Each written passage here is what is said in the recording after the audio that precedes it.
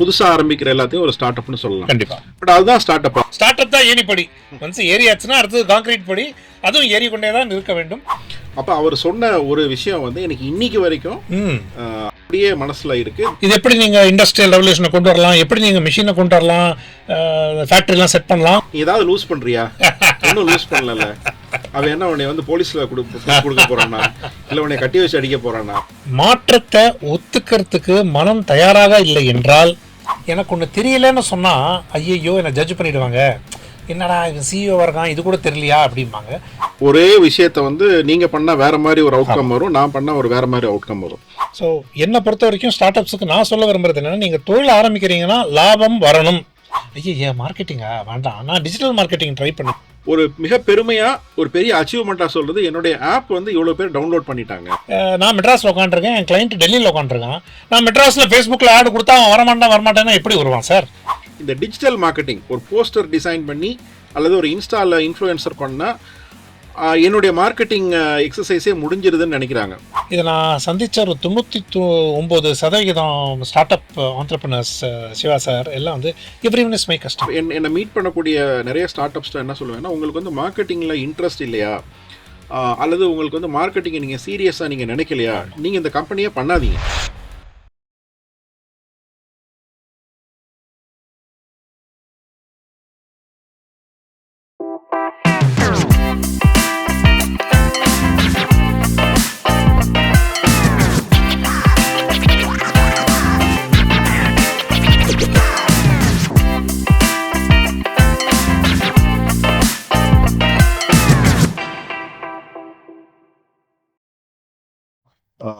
வணக்கம் பிரவீன் சேகர். வணக்கம். வணக்கம். ஸோ உங்களை இந்த ஒரு ஸ்டார்ட் அப் டீனுடைய இந்த நிகழ்ச்சியில் சந்திக்கிறதுல மிக்க மிக்க மகிழ்ச்சி. பிரவீன் சேகர்னாலே வந்து ஒரு பெரிய சத்தமான சிரிப்பு, ஒரு பெரிய ஒரு சேவ்டு ஹெட் அப்படின்னு நீங்களே ஒரு பெரிய பிராண்ட் அப்படின்னு தான் நிறைய ஸ்டார்ட் அப் ஃபவுண்டர்ஸ் இந்த ஈகோ சிஸ்டத்தில் இருக்கக்கூடிய நிறைய பேர் வந்து ஒரு பிரவீன் சேகர்னா இவர் தான் அப்படின்னு சொல்லிட்டு ஒரு உங்களுடைய ஃபிசிக்கல் அப்பியரன்ஸ்லேயே வந்து நீங்கள் வந்து ஒரு பிராண்ட் கிரியேட் பண்ணிட்டீங்க. ஸோ இன்றைக்கி நம்ம நிறைய விஷயங்கள் around start ups, around entrepreneurship, around innovation நம்ம பேச போகிறோம். பட் ப்ரிடாமினன்ட்லி வந்து அதில் நம்ம பேச போகிற விஷயங்களில் அதிகமான கவரேஜ் வந்து பிராண்டிங், மார்க்கெட்டிங், கண்டிப்பாக சேல்ஸ், அந்த பொதுவாக வந்து தமிழில் சொல்லணும்னா ஒரு சந்தைப்படுத்தல், ஒரு ப்ராடக்ட் வந்து எப்படி வந்து மார்க்கெட்டுக்கு கொண்டு போகிறது, எப்படி சந்தை கொண்டு போகிறது, எப்படி ஒரு கஸ்டமரை கன்வின்சிங்காக கொண்டு போகிறது, அதை பற்றி நம்ம இருக்க போகுது. இப்போது மாற்றம் ஒன்றே மாறாததுன்னு சொல்லுவாங்க. ஆமாம், change is the only constant factor. So அந்த ஒரு ஃப்ரேஸ் வந்து எனக்கு ரொம்ப பிடிச்ச ஒரு ஸ்டேட்மெண்ட் அல்லது ஒரு சென்டென்ஸ், ஒரு phrase, what ever you can call it. And very very logic, very very truthful and everlasting statement அது, மாற்றம் ஒன்றே மாறாதது அப்படின்னு சொல்லிட்டு. அப்போது நம்ம ஒரு மனித வாழ்க்கையில் அல்லது மனிதகுல வரலாற்றில், த ஹியூமன் ஹிஸ்ட்ரியில் பல மாற்றங்களை வந்து நம்ம சந்திச்சுட்டே இருக்கோம். பல ஆயிரம் ஆண்டுகளாக வந்து பல்வேறு மாற்றங்கள் நடந்துக்கிட்டே இருக்கு. அதே மாதிரி வந்து ஒரு தொழில் முனைவுலையும் ஒரு தொழிலை உருவாக்குறது, இதுலேயும் வந்து பார்த்திங்கன்னா பல மாற்றங்கள் நடந்துக்கிட்டு இருக்கு. இப்போது இந்த தொழில் புரட்சி ஒரு 500-600 வருடங்களுக்கு முன்னால் ஏற்பட்ட அந்த இண்டஸ்ட்ரியல் ரெவல்யூஷனுக்கு அப்புறம் வந்து ஒரு ப்ராடக்டாக அல்லது ஒரு சர்வீஸை வந்து நீங்கள் வந்து ஒரு ஆர்கனைஸ்டாக பண்ணி அதை ஒரு கம்பெனிக்குள்ளே கொண்டு வந்து அதை நம்ம எந்த கஸ்டமருக்கு நம்ம நினைக்கிறோமோ அந்த கஸ்டமருக்கு கொண்டு போகிற அந்த விஷயத்துலையும் வந்து ரொம்ப ரொம்ப டீப்பான மாற்றங்கள் வந்து நடந்துகிட்டு இருக்கு. அதுவும் ஒரு அண்மை காலங்களில் ஒரு லாஸ்ட் ஒரு 30-40 இயர்ஸில் வந்து நான் ஒரு ரீசெண்டாக ஒரு ஸ்டடி படித்தேன். எனக்கு மறந்து போச்சு யார் எந்த யூனிவர்சிட்டியில் பண்ணாங்க அப்படின்னு. பட் ஒரு ப்ராமினென்ட் அமெரிக்கன் யூனிவர்சிட்டியில் they say that overall from the day one of the human kind, maybe குரங்குலேருந்து மனுஷன் வந்த அந்த டேல இருந்து கிட்டத்தட்ட 1950s வரைக்கும் என்னென்னலாம் மாற்றங்கள் நடந்ததோ அந்த ஒரு குவான்டிட்டியை நீங்கள் எடுத்து பார்த்தீங்க அப்படின்னா 1950s இருந்து இந்த ரிப்போர்ட் வந்து 2011 வந்திருக்குது. ஸோ அப்போ ஒரு 61 இயர்ஸ், இப்போ இன்னும் ஒரு 10-15 வருஷம் தள்ளி போயிடுச்சு. ஸோ ஒரு 75 இயர்ஸ் வச்சுக்கோமே. 1950s இன்னைக்கு வரைக்கும் இந்த மாற்றங்கள் வந்து அந்த பல லட்சம் வருடங்கள் நடந்த மாற்றங்களோட அதிகம்னு சொல்கிறாங்க. இது 75 years. So unfortunately or fortunately we are all living in that time space of very high intensive changes அப்படின்னு சொல்கிறோம். ஓகே, இந்த ஒரு சின்ன மாற்றம் பற்றிய இந்த ஒரு அறிமுகத்தை நம்ம அப்படியே கொஞ்சம் பாஸ் பண்ணிவிட்டு இதை எப்படி வந்து நாம் இன்னைக்கு ட்ரெண்டில் வந்து ஒரு ஆர்கனைசேஷன் பில்டிங் அல்லது ஒரு ஸ்டார்ட் அப் பில்டிங் நம்ம சொல்கிறோம். இப்போது நம்ம ஃபஸ்ட்டு வந்து நான் உங்கள்கிட்ட கேட்க நினைக்கிற கேள்வி வந்து, இப்போ நான் இந்த சேஞ்ச் நடக்குது. ஆமாம். ஸோ இந்த இண்டஸ்ட்ரியல் ரெவல்யூஷனில் வந்து பல கட்டங்களில் வந்து பல மாதிரியான கம்பெனி ஃபார்மேஷன்லாம் வந்துட்டு இருக்கு. இப்போ ஏற்கனவே கம்பெனிகள் இருக்குது. இப்போ நம்ம ஸ்டார்ட் அப்னு சொல்கிறோம். ஸ்டார்ட் அப்னா வந்து எகெயின் ஒரு புதுசாக ஒரு கம்பெனியை ஆரம்பிக்கிறதும் ஒரு லிங்குவிஸ்டிக் பாயிண்ட் ஆஃப் வியூவில் ஒரு ஒரு ஒரு அதை வந்து ஒரு கம்பெனியாக சொல்லலாம். புதுசாக ஆரம்பிக்கிற எல்லாத்தையும் ஒரு ஸ்டார்ட் அப்னு சொல்லலாம். கண்டிப்பாக. பட் அதுதான் ஸ்டார்ட் அப்பா? அல்லது நிறைய பேர் சொல்கிறாங்க இனோவேஷன் இருக்கணும், ஸ்கேல் இருக்கணும் அப்படின்னு. ஸோ ஃபர்ஸ்ட் ஆஃப் ஆல் அது பற்றிய உங்களுடைய அபிப்பிராயம் என்ன? ரொம்ப அழகாக கேட்டீங்க. அந்த டெஃபினிஷனே மாறிக்கொண்டிருக்கு. ஏன்னா நான் ஆரம்பிக்கிற காலகட்டத்தில் இது என்னோட 25 வருஷம் ஆண்டர்ப்ரனர்ஷிப்பில். ஒரு நிறுவனத்தை ஆரம்பித்து முதல் 3 வருஷம் இருந்தால் தான் ஸ்டார்ட் அப். அதுக்கு மேலே நம்ம ஸ்டார்ட் அப்னு கூப்பிட முடியாது. ஆனால் பெரும்பாலும் இப்போ என்ன மாற்றம் வந்துட்டுருக்கு அப்படின்னா, ஸ்டார்ட் அப் மென்டாலிட்டியாக வந்துட்டுருக்கு. பெரிய கம்பெனியாக இருந்தாலும் ஒரு ரோக் டீம் மாதிரி கிரியேட் பண்ணி வைக்கிறாங்க. அதாவது ஆல்ரெடி சிஸ்டம் ஓடிட்டுருக்கு, ப்ராசஸ் இருக்குது, அதை எதுவும் மாற்ற முடியாது. ஆனால் எனக்கு புதுசு வேணும் அப்படின்னா, அதாவது ஆங்கிலத்தில் ஒரு இது இருக்குது, you can teach an old dog new tricks அப்படின்னா ஒத்துக்கிறது இல்லை. பட் இதுக்கு நான் சொல்கிற உதாரணத்துக்கு அது பொருந்தும். தட் ஒரு டீம் ஒரு மாதிரி செட் ஆகிட்டாங்க, நம்ம வேறு மாதிரி யோசிக்கணும் அப்படின்னா அதுக்கு ஒரு தனி டீமை தான் உருவாக்கணும். அந்த டீமுக்கும் ஸ்டார்ட் அப் டீம் அப்படின்னு போட்டு பண்ணிகிட்டு இருக்காங்க. ஒன்று. ரெண்டாவது, மாறாதது என்னன்னு பார்த்தீங்கன்னா ஓட்டம். நம்ம ஸ்டார்ட் அப் ஆகட்டும், எம்எஸ்எம்ஐ ஆகட்டும், க்ரோத் ஆகட்டும், ஓடிக்கொண்டே தான் இருக்க வேண்டும். நிறைய பேர் நினைப்பாங்க இந்த கெட் ரிச் குவிக் இது ஒரு ஒரு ஆடம்பரமாக இருக்குதுன்னு நினைக்கிறாங்க. ஸ்டார்ட் அப்னாலே ஒரு கிளாமரஸாக இருக்குது, அதுக்கு வரணும், ஆஹா ஐஎம் ஸ்டார்ட் அப் அப்படின்றாங்க. ஆனால் ஏன் அந்த ஸ்டார்ட் அப், எதுக்காக, யாருக்காக, அதை கண்டுபிடிக்கிறது ஒரு ஓட்டம். ஓடிட்டே இருக்கணும். எல்லாம் வந்து இந்த கெட் ரிச் குவிக் மாதிரி நிறைய பேர் வராங்க Siva sir. Entrepreneurship, start up அது தொழில் அப்படி கிடையாது. ஒரு பர்பஸ்க்காக ஆரம்பிக்கிறோம். அந்த பர்பஸ் நிறைவே ஏற ஏற என்னோடய வாடிக்கையாளரும் மாறிட்டே தானே இருக்காங்க. ஸோ நம்ம இப்படி தான் நினச்சிட்டு போவோம், அவங்களும் மாறிட்டு இருப்பாங்க. ஸோ இந்த ஓட்டம் நிறுத்தவே முடியாது. ரெண்டாவது, start up is a stage. அது ஒரு படி மாதிரி. அது முதல்ல ஆரம்பித்து ஒரு மாதிரி இதுதான் என் தொழில், இதுதான் என்னோட வாடிக்கையாளர், இதுதான் அவங்க தேவை, இதுதான் அவங்க ஆசை, இதை நான் எப்படி பூர்த்தி செய்கிறேங்கிறது நிறைவேற்றி அந்த ப்ராடக்ட் மார்க்கெட் ஃபிட்டுமாங்க. அதுக்கப்புறம் கண்டுபிடிச்சி அடுத்த கட்டத்துக்கு போகும்போது யூஆர் ஆல்ரெடி கிராஸ்ட். அந்த ஸ்டார்ட் அப்னு இன்னும் பல பேர் சொல்லிட்டு இருப்பாங்க, நானும் காலேஜ் ஸ்டூடெண்ட்டுன்னு சொல்லிக்கிற மாதிரி ஐஎம் ஸ்டார்ட் அப்புமாங்க. பட் என்ன கேட்டிங்கன்னா, ஆரம்பித்து ஒரு 3 வருஷத்துக்குள்ளே அவங்க கரை ஏறணும், இந்த கேஷ் ஃப்ளோ செட் ஆகணும். அண்ட் நான் ஃபண்டிங்கை பற்றியே கேட்கலைங்க. ஏன்னா என்னால் முடியும், என்னால் செய்ய முடியும்னு நினைக்கிறவனே ஒரு ஆண்டர்ப்ரனர். தொழில்னு வந்துடுச்சுன்னா அந்த பணம் இருந்தால் தான் நான் ஆரம்பிங்கிறது ரெண்டாவது. இப்போ யாருக்காக என்னென்னு தெரிஞ்சு போச்சுன்னா அதுக்கு நான் என்னெல்லாம் செய்யணுமோ நான் செய்வேன். பணம் இருந்தால் நல்லது, இல்லைன்னா என்னால் என்ன செய்ய முடியுமோ செஞ்சு அதை பண்ணுற ஆள் தான் ஆண்டர்ப்ரனர். அந்த முதல் கட்டம் இஸ் ஸ்டார்ட் அப். அது எவ்வளோக்கு எவ்வளோ அந்த ஸ்டார்ட் அப்பை விட்டு அடுத்த கட்டத்துக்கு போகிறோமோ, அது ஏணிப்படி மாதிரி இல்லை, அது கான்க்ரீட் படியே வச்சுக்கலாமே. ஏறி போனோன்னா ஸ்டார்ட் அப் தான் ஏணிப்படி. ஒன்ஸ் ஏறியாச்சுன்னா அடுத்தது கான்க்ரீட் படி, அதுவும் ஏறிக்கொண்டே தான் இருக்க வேண்டும். இதுதான் என்னோட இது. மாற்றம் இருக்கும், ஓட்டம் இருந்து கொண்டே தான் இருக்கும். இப்போது அந்த இண்டஸ்ட்ரியல் ரெவல்யூஷன் பற்றி சொன்னீங்க. அந்த காலகட்டத்தில் லுட்டைட்ஸ் அப்படின்னு ஒரு செட் இருந்தாங்க. இந்த லுட்டைட்ஸ் அப்படின்னா இந்த டெக்னாலஜி எல்லாம் தண்டம், இதெல்லாம் வேலைக்காகாது, இதெல்லாம் சும்மா ஏமாத்துன்னு அப்படி ஒரு கூட்டம் இருந்தது. அந்த கூட்டம் காணாமல் போச்சு. ஸோ இதை பற்றியும் பல ஆர்டிகல்ஸ் எழுதியிருக்காங்க. இந்த மாதிரி டோன்ட் பி அ லுட்டைட் அப்படின்னா, அதாவது ஒரு புது விஷயம் வந்து அப்படின்னா அதெல்லாம் நிலைக்காது அப்படின்னு ஒரு தாட் ப்ராசஸ் இருக்குது. அது காலகாலமாக வந்துட்டுருக்கு. ஆனால் அந்த லுட்டைட்ஸ் வந்து ரொம்ப அக்ரெசிவாக சண்டை போட்டாங்க. இது எப்படி நீங்கள் இண்டஸ்ட்ரியல் ரெவல்யூஷனை கொண்டு வரலாம், எப்படி நீங்கள் மிஷினை கொண்டு வரலாம், ஃபேக்ட்ரிலாம் செட் பண்ணலாம். அது பட் அவங்க காணாமையே போயிட்டாங்க. மாற்றத்தை ஒத்துக்கிறதுக்கு மனம் தயாராக இல்லை என்றால் நம்மளும் அந்த லுட்டைட் வழியில் தான் செல்வோம். பட் அதுக்கு தான் ஸ்டார்ட் அப் டீம் இருக்குது, பல ஆண்டர்பிரினர்ஸ் இருக்கும். தட் இந்த ஓட்டம் ஓடிக்கொண்டு தான் இருக்கும். அப்பாடான்னு உட்கார முடியாது, பட் நிம்மதி பெருமூச்சு அப்பப்போ விட்டுட்டே இருக்கலாம். பட் இதுதான் என்னோட பதில். தட் பாஸ் பட்டனை நம்ம அமுக்க முடியாது, ஸ்பீடை நிறுத்திக்கலாம், ஸ்பீடை ஏற்றலாம், நான் ஓடிக்கொண்டு தான் இருக்க வேண்டும். யா ஸோ நம்ம இப்போ பொதுவாக வந்து பார்த்தீங்கன்னா, பொதுவாக மேனேஜ்மெண்ட்லேயே எந்த ஒரு விஷயத்தையும் வந்து நீங்கள் வந்து ரொம்ப டிஃபைன்டாக சொல்ல முடியாது.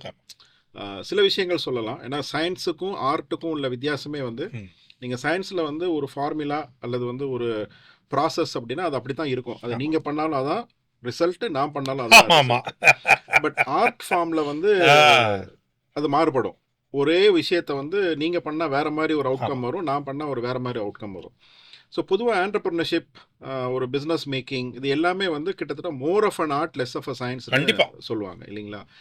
பட் நீங்கள் அந்த ஒரு ஸ்டார்ட் அப்புக்கு வந்து நீங்கள் சொன்ன ஒரு விளக்கம் வந்து கொஞ்சம் வித்தியாசமாக இருந்தது. ஒரு மாறிக்கொண்டே இருக்கிற விஷயங்கள், அதை வந்து நம்ம வேறு வேறு கான்டெக்ஸ்டில் வேறு வேறு ஃபிலாசபி, அதாவது ஃபிலாசபின்னு சொல்லும்போது என்னென்னா அதை பற்றியான ஒரு விளக்கத்தை சொல்லும்போது ஒவ்வொரு ஆத்தரும் அல்லது ஒவ்வொரு எக்ஸ்பர்ட்டும் ஒரு வேறு வேறு வார்த்தைகளில் சொல்கிறாங்க.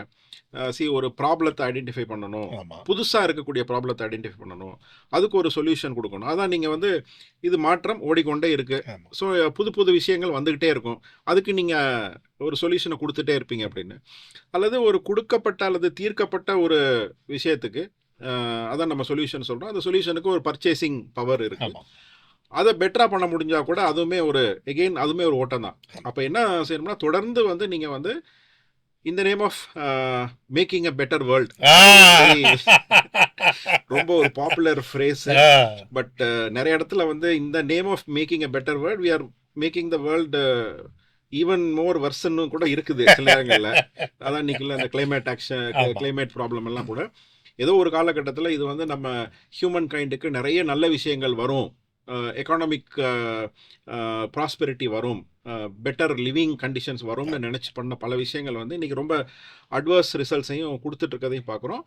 அந்த மாதிரி வந்து ஒரு பாசிட்டிவாக எடுத்த ஒரு ஸ்டெப்ஸு, ஒரு சில இனிஷியேட்டிவ்ஸ், அதாவது ஹியூமன் கைண்டுக்கு நல்லதை கொடுக்கும்னு நினச்ச இனிஷியேட்டிவ்ஸ் ஒரு காலகட்டத்தில் திரும்ப நெகட்டிவாக போகும்போது அதற்கான ஒரு சொல்யூஷனும் இப்போ ஒரு ஸ்டார்ட் அப்பாக வருது இல்லைங்களா?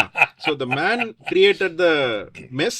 ஈப்பர் ஃபிலாசபிக்கலாக ஒரு ஸ்டார்ட் அப்பையோ ஒரு கம்பெனியோ டிஃபைன் பண்ண போனாலும் ஒரு விஷயம் வந்து நீங்கள் சொன்ன பதிலிருந்து ரொம்ப கிளியர், வந்து நம்ம வந்து ஒரு தொடர்ந்த மாற்றங்களுக்கு நம்ம தயாராக இருக்க போகிறோம். புது புது விஷயங்களுக்கு வந்து நம்ம வந்து ரெடியாக இருக்கணும். அந்த அந்த அந்த மாற்றத்துக்கான ஒரு சூழலில் தான் நாம் வந்து ஒரு கம்பெனியை நம்ம வந்து கிரியேட் பண்ண வேண்டியிருக்கு. அதுவும் இப்போ நம்ம இந்த ஒரு அண்மை காலமாக நீங்கள் பார்த்தீங்க அப்படின்னா பலதரப்பட்ட மீடியா, அதாவது இன்ஃபர்மேஷனை வந்து நம்ம கொண்டு போய் சேர்க்கக்கூடிய மீடியா வந்து இப்போ ஒரு 50 வருஷத்துக்கு முன்னாடி பார்த்தீங்க அப்படின்னா ஒரு ரேடியோ இருக்கும், அல்லது ரேராக வந்து 1-2 பிரிண்ட் டெய்லி பேப்பர்ஸ் இருக்கும். அதுக்கப்புறம் நிறைய பேப்பர்ஸ் வர ஆரம்பிச்சிது, நிறைய ரேடியோ சேனல் வர ஆரம்பிச்சிது, டெலிவிஷன் வர ஆரம்பிச்சிது, அப்புறம் சோஷியல் மீடியா வந்துச்சு. இன்றைக்கி வந்து ஒரு சேனல்ஸே வந்து நீங்கள் ஒரு கணக்கிட முடியாத அளவில் இருக்குது. ஒவ்வொரு சேனல்லையும் வந்து அவ்வளவு என்ன சொல்கிறது, இன்ஃபர்மேஷன் ஃப்ளோ வந்து அவ்வளவு இருக்குது. இப்போ எனக்கு ஞாபகம் இருக்க என்னோட ஸ்கூல் டேஸில் தமிழ் பாட்டு பார்க்கணும்னா ஒரு வாரத்துக்கு ஒரு நாள் வெள்ளிக்கிழமை வரும். அந்த ஒளி அதான் நம்ம வந்து தமிழ் பாட்டு. ஸோ அதுக்கு வந்து ஒரு வாரம் நம்ம காத்திருக்கணும், சரிங்களா? பட் இன்னைக்கு வந்து நீங்கள் ஆன் டிமாண்ட் வந்து நீங்கள் என்ன பாட்டு வேணாலும் எப்படி வேணாலும் நீங்கள் பார்க்கலாம். இன்னைக்கு இருக்க ஜெனரேஷனுக்கு நம்ம அந்த அனுபவத்தை சொன்னாலே வந்து ஒரு வாவ் ஃபேக்டர் மாதிரி தான் இருக்குது. ஸோ இந்த இவ்வளோ விஷயமும் வந்து பார்த்தீங்கன்னா it boils down to one single condition, that is we are living in an over communicated society. அதாவது அதிகபட்ச தகவல்களை நம்ம வந்து டெய்லி ஒவ்வொரு நிமிடமும் ஒவ்வொரு வினாடியும் வந்து நம்ம கன்சியூம் பண்ணிகிட்டே இருக்கோம், விரும்புகிறோமோ இல்லையோ அந்த மாதிரி பண்ணிகிட்டு இருக்கோம். அப்போ நிறைய விஷயங்கள் மனசுக்குள்ளே போயிட்டே இருக்குது. அப்போ இந்த இடத்துல வந்து நீங்கள் ஒரு ப்ராடக்டை நீங்கள் கொடுக்கும்போது அந்த ப்ராடக்ட் வந்து அந்த மக்கள் மனசில் நீங்கள் கொண்டு போய் சேர்க்க வேண்டியது ஒரு மிகப்பெரிய ஒரு சேலஞ்சாக இருக்குது. ஸோ இங்கே தான் நம்ம வந்து மார்க்கெட்டிங், சேல்ஸ், பிராண்டிங், இந்த மாதிரி சில விஷயங்கள்லாம் பார்க்கலாம். இன்னொரு இந்த ஒரு தியரிட்டிக்கலாக இதை நம்ம சொன்னாலும் கூட நான் இன்னைக்கு இந்த ஒரு 15-20 இயர்ஸ் ஆஃப் ஸ்டார்ட் அப் ஈகோசிஸ்டத்தில் Right. நான் ஒர்க் பண்ணுற எக்ஸ்பீரியன்ஸில் வந்து பார்த்தீங்கன்னா, நம்ம ஊரில் குறிப்பாக தமிழ்நாட்டில் இருக்கட்டும், இந்தியாவிலே இருக்கட்டும், technically sound companies, technically qualified companies, technically superior companies வந்து நிறைய இருக்குது. ஆனால் இவங்களுக்கு வந்து இந்த நம்ம சொல்லக்கூடிய இந்த மார்க்கெட்டிங், சேல்ஸ் அல்லது பிராண்டிங், இந்த சந்தைப்படுத்தல் அப்படின்னு சொல்லக்கூடிய விஷயங்கள் வந்து கொஞ்சம் போராகவே இருக்குது. நிறைய பேருக்கு வந்து அதனோட இம்பார்ட்டன்ஸும் அதை ரியலைஸ் பண்ண மாட்டேங்கிறாங்க. அப்படியே ரியலைஸ் பண்ணாலும் அவங்களுக்கு வந்து அதை எப்படி எடுத்துகிட்டு போகிறதுங்கிற அந்த ஒரு இதுவும் இல்லை. அந்த டீம் கம்போசிஷன்லையும் ஒரு மார்க்கெட்டிங் பற்றி தெரிஞ்ச ஒரு பர்சன் இருக்கணும், அந்த டெப்த் இருக்கிற ஒருத்தர் இருக்கணும் அப்படிங்கிற ஒரு ரியலைசேஷனும் இல்லை. அவர் ஒரு இன்வெஸ்டர்ஸ்ட்டு வரும்போது தான் அந்த ஃபஸ்ட்டு நான் பார்க்குற கட்டாயமா இருக்கு. ஆஸ் அன் இன்வெஸ்டர் நான் நிறைய ஸ்டார்ட் அப்ஸை மீட் பண்ணும்போது பார்த்தீங்கன்னா, அந்த பிச் பண்ண வரும்போது தான் நீ இது எப்படி மார்க்கெட் பண்ணுவ அப்படின்னா, நிறைய பேருடைய ஆன்சர் வந்து இது தானாக மார்க்கெட் ஆகும், என்னுடைய டெக்னாலஜி வந்து அந்த அளவுக்கு ஸ்ட்ராங் அப்படிங்கிற ஒரு ஃபீலிங் தான் இருக்குது. அல்லது நான் வந்து டிஜிட்டல் மார்க்கெட்டிங் பண்ணுவேன், டிஜிட்டல் மார்க்கெட்டிங் வந்து அதுதான் என்னுடைய சொல்யூஷன் அப்படின்னு ஒரு ஷாலோ புரிதல் இருக்குது. இப்போது என்னுடைய ஒரு புரிதல், இந்த ஒரு 3 விஷயத்தை நம்ம ஒரு தியரிட்டிக்கலாகவே இதை பேசுவோம். இப்போ மார்க்கெட்டிங் அப்படின்னா நான் என்ன நினைக்கிறேன்னா, நீங்கள் ஒரு ஐடியாவை திங்க் பண்ணுறதுலேருந்து அல்லது ஒரு ப்ராப்ளத்தை நீங்கள் ரியலைஸ் பண்ணுறதுல இருந்து மார்க்கெட்டிங் ஸ்டார்ட்ஸ். சரிங்களா? So every thing that you think around the company, be it strategy, be it product design, be it pricing, be it distribution, அந்த கம்பெனியோடைய எல்லாத்தையுமே, அதாவது அந்த ப்ராப்ளம் ஸ்டேட்மெண்ட்டை நாம் டிஃபைன் பண்ணுறதுலேருந்து என்டையர் ப்ராடக்டை நீங்கள் பில்ட் பண்ணுறதுலேருந்து டிஸ்ட்ரிபியூட் பண்ணுறதுலேருந்து இது எல்லாமே சேர்ந்தது தான் மார்க்கெட்டிங்கிறது என்னுடைய அண்டர்ஸ்டாண்டிங். சேல்ஸுங்கிறது ஒரு லாஸ்ட் மைல் கனெக்டிவிட்டி மாதிரி. சரிங்களா? பிராண்டிங் அப்படிங்கிறது நீங்கள் அதுக்கு உங்கள் ப்ராடக்ட்டுக்கோ சர்வீஸ்க்கோ ஒரு பேர் வைக்கிறீங்க. அந்த பேரை வந்து இன்றைக்கி இருக்க அந்த ஓவர் கம்யூனிகேட்டட் சொசைட்டியில் ஒரு நீங்கள் யார் மார்க்கெட் நினைக்கிறீங்களோ அந்த மார்க்கெட் அந்த மைண்ட்ஸில் கொண்டு போய் சேர்க்குறீங்க. இதுதான் ஒரு பேசிக்காக தியரிட்டிக்கலாக ஒரு வேறுபாடுகள் அல்லது ஒற்றுமைகள் நான் நினைக்கிறேன். இது கொஞ்சம் உங்களுடைய பாயிண்ட் ஆஃப் வியூவில் கொஞ்சம் எலாபரேட் பண்ணி சொல்லுங்கள். நான் சொன்னது தவறாக இருந்தால் அது கொஞ்சம். அதாவது நீங்கள் சொன்னது 100க்கு 100 உண்மை. ஒரு தொழில் ஆரம்பிக்கிறோம்னா எதுக்கு ஆரம்பிக்கிறோம்? லாபத்துக்கு தான் ஆரம்பிக்கிறோம், இதில் டவுட்டே இருக்கக்கூடாது. லாபத்துக்கு இல்லை, நல்லது செய்யணும் அப்படின்னா சேரிட்டபிள் இன்ஸ்டிடியூஷன், ட்ரஸ்ட் இருக்குது, அதுவும் பிஸ்னஸ் மாதிரி தான் நடத்தணும். ஸோ என்னை பொறுத்த வரைக்கும் ஸ்டார்ட் அப்ஸுக்கு நான் சொல்ல விரும்புகிறது என்னென்னா, நீங்கள் தொழில் ஆரம்பிக்கிறீங்கன்னா லாபம் வரணும். அந்த லாபத்தை நீங்கள் மறுபடியும் தொழிலில் போடலாம், வெளியே எடுக்கலாம், என்ன வேணால் செய்யலாம். ஆனால் நீங்கள் ஒரு ஆண்டர்ப்ரனராக ஆக போகிறேன்னு முடிவு எடுத்துட்டிங்கன்னா, நீங்கள் சொன்னதான், you are already a marketer, நீங்கள் மார்க்கெட்டர் தான். நம்ம சவுத்தில் ஸ்பெசிஃபிக்லி பார்த்தீங்கன்னா, மார்க்கெட்டிங்குனாலே ஏதோ தப்பாக நினச்சிக்கிறாங்க. ஐயோ மார்க்கெட்டிங்கா, சரி கண்ணா நீ என்ன வேலை பண்ணுற அப்படின்னா, டோர் டு டோர் போய் விற்றுட்ருக்கேன்னா அது சேல்ஸு. ஸோ அந்த பாகுபாடே தெரியாது, எது மார்க்கெட்டிங், எது சேல்ஸு, எது பிராண்டிங், எது பிஆர், எது விளம்பரம், அதுவே தெரியாத போது நம்ம என்ன பண்ணுவோம், எவனுக்காவது ஏதாவது தெரியுமா அப்படின்னு எவனையே கூப்பிட்டு வந்து அவனை நம்ப வேண்டியது. இதுக்கு நான் உதாரணம் சொல்கிறேன். இப்போ ஸ்ட்ரீட் கிரிக்கெட் நிறையா விளையாடுறப்போம், அப்பப்போ டீம் ஃபார்ம் ஆகும், யார் என்ன எப்படி விளையாடுவாங்கன்னே தெரியாது. சரி இவன் நல்லா போடுவான் போல் இருக்குன்னு கையில் பந்தை கொடுப்போம், 5 சிக்ஸர் போனதுக்கப்புறம் அவனை தூக்கி வெளியே போடுவோம். எவ்ரி ஆண்டர்ப்ரனர், ஒவ்வொரு தொழிலை ஆரம்பிக்கிற ஸ்டார்ட் அப்பும் மார்க்கெட்டர் தான். ஒரு உதாரணத்துக்கு நான் சொல்கிறேன். இப்போ நாளைக்கு நீங்கள் ஒரு வீடு கட்ட போகிறீங்க, நீங்கள் ஒரு ஸ்டார்ட் அப், டப்புன்னு செங்கல் எடுக்க வச்சு பண்ண முடியுமா? முடியாது. அதுக்கு ஒரு ஆர்கிடெக்ட் வேணும், அதை கட்டுறதுக்கு ஒரு கொத்தனார் வேணும், அதை பூசுறதுக்கு ஒரு ஆள் வேணும், தர போடுறதுக்கு ஒரு ஆள் வேணும், உள்ளே இன்டீரியர் போடுறதுக்கு இன்னொரு ஆள் வேணும். ஆனால் ஒரு ஸ்டார்ட் அப்புங்கிற போது நம்மளே தான் இந்த எல்லா துப்பியும் போட்டுக்கணும். அப்படி போட்டுக்கிறப்போ நீங்கள் சொல்கிற மாதிரி தான் மார்க்கெட்டர் யார், ஒரு பாசிட்டிவ் சேஞ்சை கொண்டு வரணும். இப்போ என் வாடிக்கையாளர் இப்படி இருக்காங்கன்னா அவங்க நிலைமையை இன்னும் கொஞ்சம் சீர்திருத்தணும். அதுக்கு நான் என்ன செய்யணுமோ அதுதான் மார்க்கெட்டிங். அதை நான் தான் யோசிக்கணும், அவங்கள்ட்டேருந்து கண்டுபிடிக்கணும், கண்டுபிடிச்சதை ப்ராடக்ட் இல்லை சர்வீஸாக பண்ணணும், அது என்ன ப்ரைஸில் விற்கணும், எப்படி விற்கணும், என்ன கம்யூனிகேஷன் பண்ணணும், எல்லாமே அந்த தொழிலதிபருக்கு தெரிஞ்சிருக்கணும். ஆனால் பெரும்பாலும் என்ன பண்ணுறாங்க, ஐதர் டெக்னிக்கல் சாஃப்ட்வேர் சைடில் இருக்கட்டும் இல்லை மெக்கானிக்கல் சைடில் இருக்கட்டும், அது நல்லா தெரியும், இது எனக்கு தெரியாது, எனக்கு வராதுங்கிற அந்த மாற்றம் முதல் கேள்விக்கு வராதுங்கிறதே கிடையாது. ஏன்னா நம்ம காலில் கல்லை கட்டிட்டு குதிச்சிட்டோம், இனிமேல் நீந்தறது தான் நம்ம வேலை. அங்கே நீச்சல் கற்றுக்கணுன்னா கற்றுக்கு தான் ஆகணும். So making positive change. மூணாவது பிராண்டிங் வந்து நம்ம கொஞ்சம் டெக்னிக்கலாக போகிறேன். ஏன்னா பல பேர் என்ன பண்ணுறாங்க, நான் விளம்பரம் கொடுத்தேன், எனக்கு ஒன்றும் சேல்ஸ் வரல, லீட்ஸ் வரலன்றாங்க. இது 2 பாதை இருக்குது. ரெண்டும் வந்து ரயில் ட்ராக் மாதிரி நேராக போயிட்டுருக்கு. ஒன்று வந்து பிராண்ட் அவேர்னஸ். பிராண்டிங் என்றால் என்ன? இப்போ சிவா சார் ஆரம்பத்தில் சொன்னார், என்னோட உருவம், என்னோட அமைப்பு, என்னோட blue and yellow and black colour மறுபடியும் பார்த்தீங்கன்னா அதை பார்த்து இந்த மீசையை பார்த்தாலே என் ஞாபகம் வரும். அது பிரெயினில் இருக்கிற நியூரான் கனெக்ஷன். சரி, பிரவீன், பிளாக், எல்லோ, மீசை, மார்க்கெட்டர், இந்த 4 மறுபடியும் வரணும். It is a longer term game. ஆனால் லீட் ஜென்ரேஷன் வந்து கையில் காசு வாயில் தோசை. இப்போ ஒன்று போடுறோம், எனக்கு லீட்ஸ் வரணும், லீடு கன்வெர்ட் ஆகணும், அந்த லீடு உருப்படியான லீடாக இருக்கணும், மார்க்கெட்டிங் குவாலிஃபைடாக இருக்கணும், அவங்கள்ட்ட பேசணுன்னே சுவிட்சை தட்டினா பட்டன் சைன் பண்ணிட்டு உள்ளே போகிறாங்கிறது இருக்கணும். நம்ம பெரும்பாலும் என்ன பண்ணுறோம் சார், கன்ஃபியூஸ் பண்ணிக்கிறோம். பிராண்டிங்க்கு செய்ய வேண்டியதை பண்ணிவிட்டு மெஷர்மெண்ட்டு லீட் ஜென்ரேஷன் வருது போட்டோம்னா வேலைக்கு ஆகாது. இதனாலே என்ன ஆகுது, இந்த விவரம் தெரியாமல் வர பல பேர்னால ஐயா மார்க்கெட்டிங்கா வேண்டாம், நான் டிஜிட்டல் மார்க்கெட்டிங் ட்ரை பண்ணேன். டிஜிட்டல் மார்க்கெட்டிங், இந்த மார்க்கெட்டிங் கொடையில் ஒரே ஒரு சின்ன பாத். என் கிளைண்ட்டு இங்கே உட்காண்ட்ருக்கான். ஒரு எக்ஸாம்பிளுக்கு சொல்கிறேனே, நான் மெட்ராஸில் உட்காண்ட்ருக்கேன், என் கிளைண்ட்டு டெல்லியில் உட்காண்ட்ருக்கான். நான் மெட்ராஸில் ஃபேஸ்புக்கில் ஆடு கொடுத்தா அவன் வரமாட்டேன்னா எப்படி வருவான் சார்? அவன் எங்கே இருக்கான், அவன் என்ன பிளாட்ஃபார்மில் இருக்கான், எங்கே போய் விசிட் பண்ணுறான், எந்த இடத்துக்கு போகிறான், நான் ஸ்டடி பண்ணிவிட்டு அந்த வர இடத்துல நான் கரெக்டான அந்த ட்ரிகரை வச்சா சரி வரலாம். அந்த கஷ்டத்தை நான் தான் மெனக்கடணும். இதை நான் அவுட் சோர்ஸ் பண்ண முடியாது. அதுவும் ஸ்டார்ட் அப்புங்கிற காலகட்டத்தில் அந்த 7 திங்கிங் ஹேட்ஸ்னு எட்வர்ட் டிமான் இருக்கும். நமக்கு ஸ்டார்ட் அப்பில் எடுத்துட்டிங்கன்னா நம்மள இன்றைக்கி நான் மார்க்கெட்டர், நாளைக்கு ஐம் ஃபினான்ஸ் பர்சன், என்ன பட்ஜெட் வருதுன்னு பார்க்கலாம். நாளான்னைக்கு ஒன்று நீங்கள் கேட்கலாம், ஸ்டார்ட் அப் பார்க்குறவங்க, அது எப்படி சார் ஒரே நாளில் எல்லாம் வரும். ஆனால் ஒரே சமயத்தில் நம்ம போட்டு என்ன தாலிக்கு சாப்பிட்டாலும் ரசம், சாம்பார், தயிர் ஒரு ஆர்டரில் தானே சாப்பிட்றோம். வயிற்றுக்குள்ளே போகிறதுனால சேர்த்து போட்டு சாப்பிட முடியாது. ஸோ இதுதான் என்னோட ரிக்வெஸ்ட், அண்டர்ஸ்டாண்டிங், ஒரு போல்ட் அண்ட் அண்டர்லைன்டு வேண்டுகோள் to all the start ups. நீங்கள் மார்க்கெட்டர் தான், மார்க்கெட்டிங் அவசியம். அதனால் அந்த ஃபண்டமெண்டல்ஸை கற்றுக்கிட்டிங்கன்னா, நீங்கள் அந்த ஆர்கிடெக்ட் ஆகிறதுக்கு என்னன்னு கற்றுக்கிட்டிங்கன்னா, வெளியிலேருந்து ஆளை கூப்பிட்டு வந்து ஒர்க் பண்ணும்போது சரியாக பண்ணுறானா இல்லையாங்கிறது உங்களுக்கு தெரியும்.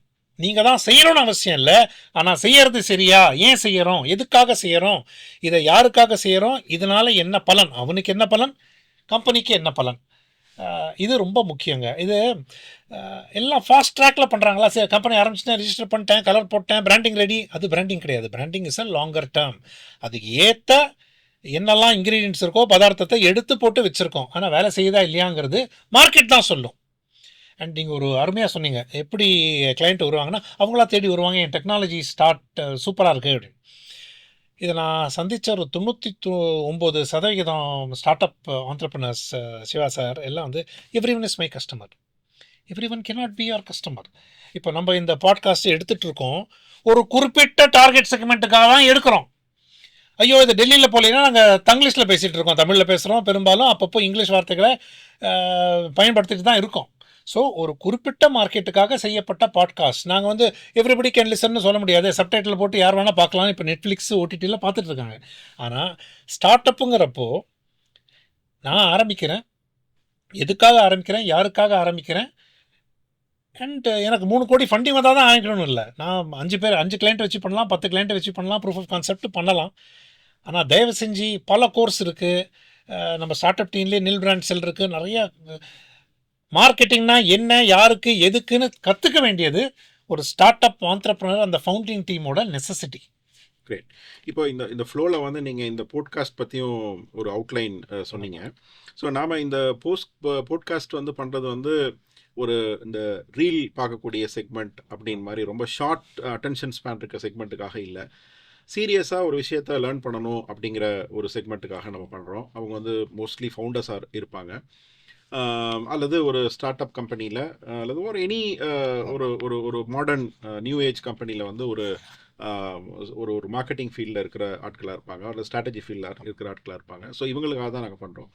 அதே நேரத்தில் நீங்கள் எகெயின் சொன்ன மாதிரி வந்து ஒரு கன்வர்சேஷனில் இருந்தே நிறைய விஷயங்களை கற்றுக்க முடியும். இன்னொரு இடத்துல வந்து அது இன்டெப்த்தாக கற்றுக்கணும்னா நீங்கள் அதிலிருந்து சில விஷயங்கள் எடுத்து நீங்கள் மேலே போகணும். இப்போ நம்ம மார்க்கெட்டிங்னு சொல்கிறோம், சேல்ஸ்னு சொல்கிறோம். What is the difference between sales and marketing அப்படின்னா, நம்ம அதை வந்து சொல்லணும்னா நம்ம அதுக்கு ஒரு 2-3 மணி நேரம் போகும் தனியாகவே. ஸோ அது வந்து அவங்க அடுத்து கற்றுக்கக்கூடிய அந்த ட்ரிகர் அவங்களுக்கு வந்து வரணும், அல்லது ப்ரொவகேஷன் வரணும் அப்படின்னு நான் நினைக்கிறேன். ஸோ இதில் இப்போது இந்த இந்த இந்த பிராண்டிங் அப்படின்னு நம்ம சொல்கிறோம். ஸோ நீங்கள் அதை பற்றி கொஞ்சம் விரிவாகவே நீங்கள் சொன்னீங்க. ஸோ பேசிக்கலி ஒரு நேமாக இருக்கட்டும், அல்லது அதை சுற்றி ஒரு ஒரு அடையாளங்களாக இருக்கட்டும், ஒரு குறியீடுகள்னு சொல்லக்கூடிய அந்த அடையாளங்களாக இருக்கட்டும். இப்போ உங்களை பற்றி சொன்னாலே அந்த ஒரு பியூட்டிஃபுல்லாக சொன்னீங்க அடையாளங்கள் அப்படின்னு. ஸோ இதே மாதிரி தான் அந்த ஒரு கலர் அல்லது ஒரு கேட்சி நேம் அல்லது வாயில் நுழையக்கூடிய ஒரு பேர், இதெல்லாமே ரொம்ப important. But end of the day வந்து உங்களுக்கு அதனுடைய எண்ட் அப்ஜெக்டிவ் என்ன அப்படின்னா, நீங்கள் வந்து ஒரு ஒரு யார் உங்களுடைய கஸ்டமர்னு நீங்கள் நினைக்கிறீங்களோ, அல்லது டார்கெட் கஸ்டமர்னு சொல்கிறோம், அல்லது உங்களுடைய ஐடியல் கஸ்டமர் ப்ரொஃபைல்னு சொல்கிறோம், இந்த கஸ்டமர் செக்மெண்ட்டுக்கு வந்து நீங்கள் அவங்க மனசில் வந்து இந்த பிராண்டை கொண்டு போய் சேர்க்கணும் இல்லைங்களா? இதான் அந்த ப்ராசஸ். ஸோ பிராண்டிங்கிறது அந்த தானே நான் நினைக்கிறேன். அப்போது இப்போ இந்த இந்த இடத்துல வந்து ஒரு ஒரு ஒரு ஒரு ஃபவுண்டர் வந்து அல்லது ஒரு சிஇஓன்னு வச்சுக்கோங்களேன்.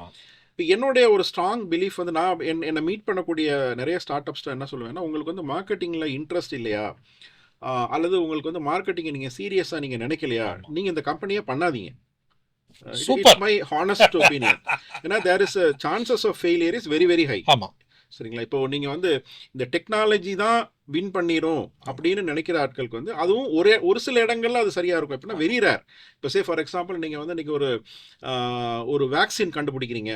அந்த வேக்சினை வந்து நீங்கள் வந்து ஒரு 2 வயசுக்குள்ள நீங்கள் போட்டிங்கன்னா உங்களுக்கு கேன்சரே வராது அப்படின்னு ஒரு இன்வென்ஷன் வந்ததுன்னா maybe that will sell automatically. இதெல்லாம் வந்து என்றைக்கோ நடக்கக்கூடிய ஒரு எக்ஸ்ட்ராடினரி கேசஸ், சரிங்களா? பட் அதர்வைஸ் வந்து பார்த்தீங்கன்னா மோஸ்ட்லி வந்து ஒரு இன்க்ரிமெண்டல் இனோவேஷன் தான் நம்ம பண்ணுறோம்.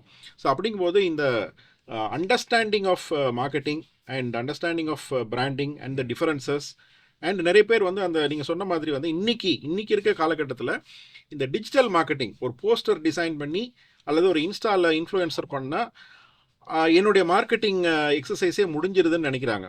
பட் நான் என்ன நினைக்கிறேன்னா, ஃபண்டமெண்டல்ஸ் ஆஃப் மார்க்கெட்டிங் வந்து எப்போவுமே ஒரே மாதிரி தான். அதில் சேஞ்சே கிடையாது. நீங்கள் வந்து இன்னைக்கு ஒரு டிஜிட்டல் பிளாட்ஃபார்ம் வரும்போது அது ஒரு வேறு விதமான ஒரு எப்படி சொல்கிறதுங்க, ஒரு அவுட்ரீச்சை கொடுக்குது. ஆமாம். அல்லது ஒரு வேறு விதமான ஒரு கன்வீனியன்ஸை கொடுக்குது. இப்போ முன்னாடி வந்து நீங்கள் டெலி காலிங் இருக்கும், டெலி மார்க்கெட்டிங்னு சொல்லுவோம். ஆமாம், ஃபோனில் கால் பண்ணி நம்ம வந்து இன்னைக்கும் இருக்கு. பேப்பர் அட்வர்டைஸ்மெண்ட் இருக்கு. அது மாதிரி இது ஒரு form of advertising, maybe more engaging. அவ்வளோதான். நீங்கள் கால் டு ஆக்ஷன் அப்படிங்கும்போது நீங்கள் கஸ்டமரோட என்கேஜ் பண்ண முடியுது. வேறஸ் நீங்கள் ஒரு பேப்பரில் ஆட் கொடுத்தீங்கன்னா அவராக நினச்சி கூப்பிட்டா தான் உண்டு. இங்கேயும் அப்படி தான் வருது. மேபி சம்டைம்ஸ் வந்து நீங்கள் ஒருத்தர் பார்த்தாருன்னா நீங்கள் அவங்கள திரும்ப ரீச் பண்ணுறதுக்கு ஒரு சில வசதிகள் இருக்குது. ஸோ இந்த லிமிட்டேஷன்ஸ் வந்து உங்களை சில நேரத்தில் வந்து ஓவர் இம்ப்ரெஸ் பண்ணிடுது நம்ம ஃபவுண்டர்ஸை. வந்து பார்த்தீங்கன்னா ஓகே டிஜிட்டல் மார்க்கெட்டிங்கில் போயிட்டோம்னா, இன்ஸ்டாவில் இத்தனை ஃபாலோவர்ஸ் இருந்தாங்கன்னா அல்லது ஃபேஸ்புக்கில் ஃபாலோவர்ஸ் இருந்தாங்கன்னா நான் வந்து ஓரளவு சக்ஸஸ் பண்ணிட்டேன். இப்போ இந்த ஃபண்ட் ரைஸ் பண்ணுறதுக்காக வரக்கூடிய ஸ்டார்ட் அப் ஃபவுண்டர்ஸே ஒரு மிக பெருமையாக ஒரு பெரிய அச்சீவ்மெண்ட்டாக சொல்கிறது, என்னுடைய ஆப் வந்து இவ்வளோ பேர் டவுன்லோட் பண்ணிட்டாங்க அப்படின்னு சொல்லிட்டு. இது எப்படி மிஸ்லீட் ஆகுது? பியூட்டிஃபுல். ஸோ இந்த பாயிண்டில் நான் வந்து கொஞ்சம் பேக்ரவுண்டுக்கு போகிறேன். நான் யாருக்காக, அவங்களுக்கு என்ன தேவை, அதுக்காக நான் என்ன செய்யணும், எப்படி செய்ய போகிறேன், எப்படி கொண்டு போக போகிறேங்கிற அந்த தாட் ப்ராசஸ் தான் மார்க்கெட்டிங். அதை கைப்பட எழுதணும், பல முறை ட்ரை பண்ணணும். அது தெரிஞ்சதுன்னா அதை ஒவ்வொருத்தருக்கும் சொல்கிறேன் இல்லையா? பல சேனலில் சொல்லுவேன். நீங்கள் சொல்கிற மாதிரி இன்ஸ்டாகிராமில் சொல்லுவேன், ஃபேஸ்புக்கில் சொல்லுவேன், நியூஸ் பேப்பரில் சொல்லுவேன், விளம்பரம் போடுவேன், ரேடியோ ஆடு போடுவேன். அதெல்லாம் தான் சேனல்ஸ். அந்த சேனலில் சொல்லும்போது அது விளம்பரம், அட்வர்டைசிங். அவங்க மனசில் போய் இமோஷனல் நியூரான்ஸு என்ன கனெக்ஷன், இந்த கலரை பார்த்து அவங்களுக்கு என்ன மனசில் வருதோ அதுதான் பிராண்டிங். அவங்க நம்மளை பற்றி என்ன நினச்சிட்டு இருக்காங்களோ அதுதான் பிராண்டிங். அண்ட் இதுக்கு ஷார்ட் சர்க்கிட்டே கிடையாது. அண்ட் ரெண்டாவது, நம்ம வந்து பெரும்பாலும் அந்த வெஸ்டர்ன் வேர்ல்டு அவங்க மெட்ரிக்ஸை பார்த்து பயங்கரமாக சாஞ்சிட்டோம். நல்லது கெட்டதுன்னு சொல்லலை, அது நமக்கு பொருந்துமா, இது நமக்கு தேவையா, இந்த மெட்ரிக்னால again business is equal to லாபம். எதுக்கு தொழில் நடத்துகிறோம்? லாபத்துக்கு. ஸோ நம்ம பண்ணுற மெஷர்மெண்ட்டும் அந்த மெட்ரிக்கில் தான் வரணும். 10,000 பேர் ஆப்பை டவுன்லோட் பண்ணுறாங்க, சரி, அதுலேருந்து எவ்வளோ ட்ரான்ஸ்ஃபர் ஆச்சு, எத்தனை பேர் from showing an active interest, ஐயோ அருமையாக இருக்குது, பிடிச்சிருக்கு, இந்த மாதிரி கேட்டிருக்காங்க, டவுன்லோட் பண்ணிட்டாங்க, மறுபடியும் யூஸ் பண்ணுறாங்களா, காசு கொடுக்குறாங்களா, அதை நம்ம ட்ராக் பண்ணலைன்னா நம்ம அந்த மமதையிலே இருப்போம். ராங் மெட்ரிக்ஸ், வேனிட்டி மெட்ரிக்ஸ் அப்படிம்பாங்க. ஐயோ! இத்தனை பேர் லைக் பண்ணாங்க, இத்தனை பேர் ஷேர் பண்ணாங்க. சரிப்பா, எத்தனை பேர் காசு குடுத்தாங்க? அதெல்லாம் இப்ப ஏன் கேட்குறீங்க? நாங்க வேற விதத்துல இருப்போங்க. எப்பா, தொழில்னாலே லாபம், பணம் வரணும். அந்த பணம் வரத்துக்கு நம்ம என்ன செய்யணும்? கஸ்டமரை ஹாப்பியா வைக்கணும். ஸோ இது முக்கியம். 2வது என்ன பண்றோம் அப்படின்னா, பெரிய தப்பு, பட் இட் இஸ் ஆல்சோ கத்துக்க வேண்டியது தான். இந்த ஸ்கூல்ல நம்ம இது அடிச்சான் காப்பி அடிச்சு, அவங்க அப்படி செஞ்சாங்க, அவங்களுக்கு ஒர்க் அவுட் ஆச்சு. அதே நானும் செய்றேன், நமக்கு ஒர்க் அவுட் ஆச்சு. ஆகல அப்படின்னு. அவன் மார்க்கெட் வேற, கஸ்டமர் வேற, டார்கெட்டே வேற. நம்ம அதை அடிச்சான் காப்பி பண்ண முடியாது. இட் கம்ஸ் டவுன் டு உங்க முதல் ஓப்பனிங்ல ஒரு கமெண்ட் கொடுத்தீங்க. There is no formula. இதுதான் ஃபார்முலான்னு ஸ்பெசிஃபிக்காக சொல்ல முடியாது. இவ்வளோ படம் வருது, இந்த படம் கண்டிப்பாக ஹிட் ஆகும்னு ஏதாவது ஃபார்முலா சொல்ல முடியுமா? இல்லை. அந்த எலிமெண்ட்ஸை போடலாம், கொண்டு போய் கொடுக்கலாம். படமாவது ஒரு தடவை முடிச்சு, அதுவும் ஆண்டர்பிரினர் தான் போயிடும். பட் நம்ம தொழில் ஆரம்பிச்சதுக்கப்புறம் வி ஆர் ஆல்சோ பல குடும்பங்களுக்கு we are responsible. So we will have to focus. மெனக்கடணும், கையில் எழுதணும். பட் அதில் நீங்கள் ஒன்று சொன்னீங்க, ஆண்டர்பிரினர் மார்க்கெட்டாக ஆகணும் என்றால் அந்த பசி, அந்த வெறி இருக்க வேண்டும். வெறி இருக்கிறது தான் நம்ம ஆண்டர்பிரினர். பட் அந்த அறிவு பசி எங்கே போகும், எங்கே கிடைக்கும்? எனக்கு மார்க்கெட்டிங் தெரியாது, நான் யார்கிட்ட கற்றுக்கலாம்? ஒன்று, கற்றுக்கிறதுக்கு பல இது இருக்குது. நான் புஸ்தகம் படிக்க மாட்டேன், சரி பாட்காஸ்ட் கேட்பியா கேளு, வீடியோ பார்க்குறியா பாரு. இல்லை, ஒரு ட்ரைப். என்ன, tell me who your friends are, I will tell you who you ஆர்னு ஒரு சேயிங் இருக்குது. உன்னை சுற்றி யாருன்னு காட்டு, நீ யாருன்னு நான் சொல்கிறேன். இப்போ எனக்கு கற்றுக்கணும், எனக்கு அந்த வெறி இருக்குது, பசி இருக்குது அப்படின்னா, அந்த வெறி பசி இருக்கிற ஒரு 10 பேரோட சேர்ந்து இருந்தால் கூட்டமாக we will grow, we will learn. என்னால் முழுக்க கற்றுக்க முடியாது. நீங்கள் இதை கற்றுக்கங்க, நான் இதை கற்றுக்கிறேன், நீங்களும் தொழிலதிபர், நானும் தொழிலதிபர். How are we going to implement?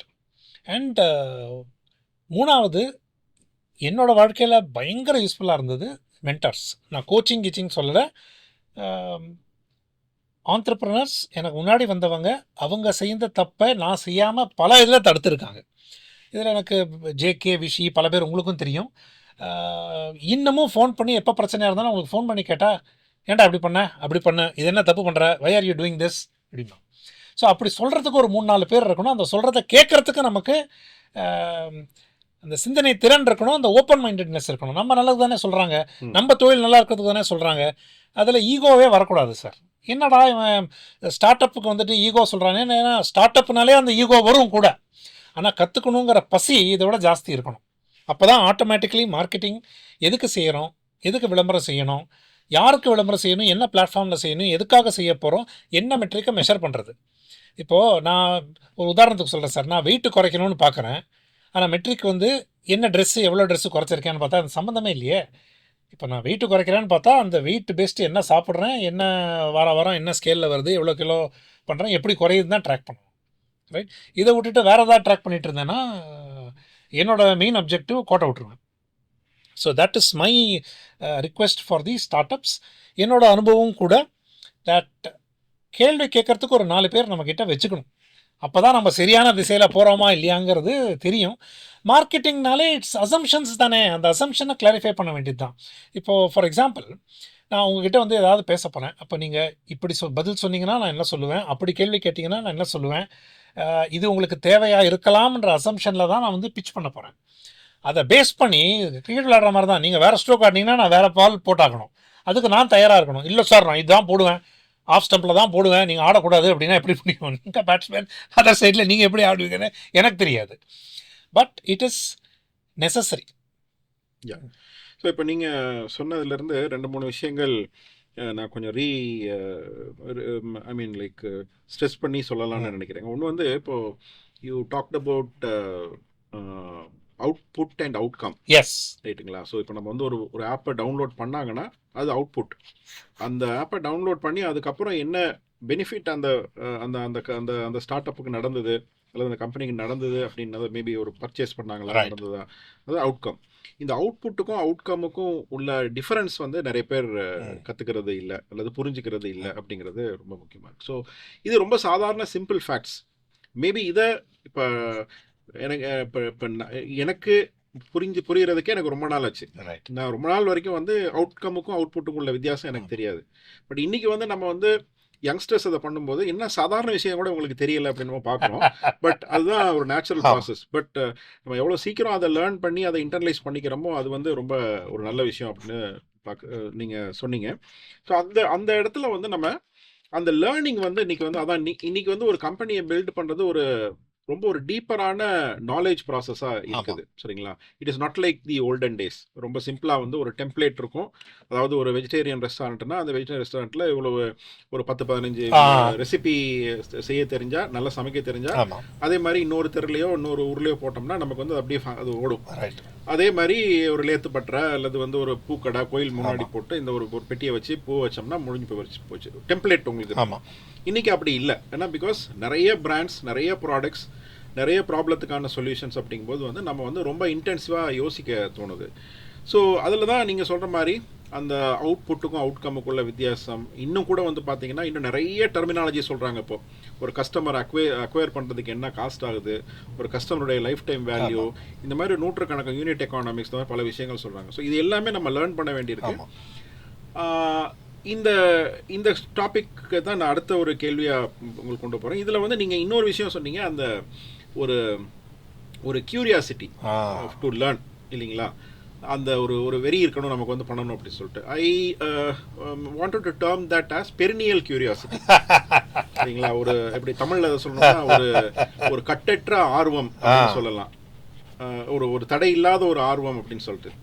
ஒரு பெரினியல் அப்படின்னா உங்களுக்கு வந்து ஒரு ஒரு இது என்ன சொல்றதுங்க, வற்றாத ஒரு ஊற்று நீர், அந்த மாதிரி வந்து உங்களுக்குள்ள வந்து அந்த ஒரு பெரினியல் கியூரியாசிட்டி இருக்கும்போது தான் ஒரு ரியல் ஆண்டர்பிரனோரியல் சொல்யூஷன்ஸ் வந்து உங்களுக்கு வந்துடும். இல்லை அப்படின்னா நீங்க என்ன பண்ணுவீங்கன்னா ஒரு சின்ன ஃப்ரேம் ஒர்க்குள்ள போயிடுவீங்க. ஸோ இந்த இடத்துல இந்த மென்டர்ஸ் பற்றி நீங்கள் சொன்னீங்க. ஸோ கொஞ்சம் டைவர்ஸ் பண்ணி கூட கொஞ்சம் அந்த ஒரு சாஃப்ட் ஆங்கிளுக்குள்ள போவோம். ரொம்ப ரொம்ப கடினமான மார்க்கெட்டிங் இதுக்குள்ள இருந்து கொஞ்சம் இந்த ஆங்கிள் போவோம். அப்போ இந்த மென்டர்ஸ் வந்து பார்த்தீங்க அப்படின்னா நீங்கள் என்ன நினைக்கிறீங்க? இப்போ இந்த மாதிரி ஒரு பெரினியல் கியூரியாசிட்டி இருக்கக்கூடிய ஒரு ஆண்டர்பிரனருக்கு ஒரு மென்டர் வந்து எந்த அளவுக்கு ஹெல்ப்ஃபுல்லாக இருக்க முடியும்? ப்ளஸ் இந்த மாதிரி நம்ம மார்க்கெட்டிங்கில் பண்ணக்கூடிய சில தவறுகளுக்கு, மார்க்கெட்டிங் மட்டும் இல்லை, ஒரு ஓவரால் ஒரு ஸ்ட்ராட்டஜியில் பண்ணக்கூடிய தவறுகளுக்கு இந்த மென்டர்ஸ் வந்து எந்த அளவுக்கு ஹெல்ப்ஃபுல்லாக இருப்பாங்க? அதில் நான் ஒரு நூற்றுக்கணக்கான ஸ்டார்ட் அப்ஸை மீட் பண்ணியிருக்கிறதுனால, ஒரு இன்வெஸ்ட்மெண்ட் ஈகோ சிஸ்டத்துலேயும் ஒர்க் பண்ணியிருக்கிறதுனால நான் ரெண்டு சைடும் பார்த்துருக்கேன். அதாவது ஒரு மென்டர்ஸால் பாசிட்டிவான அவுட்கம் வந்த ஸ்டார்ட் அப்ஸையும் பார்த்துருக்கேன்.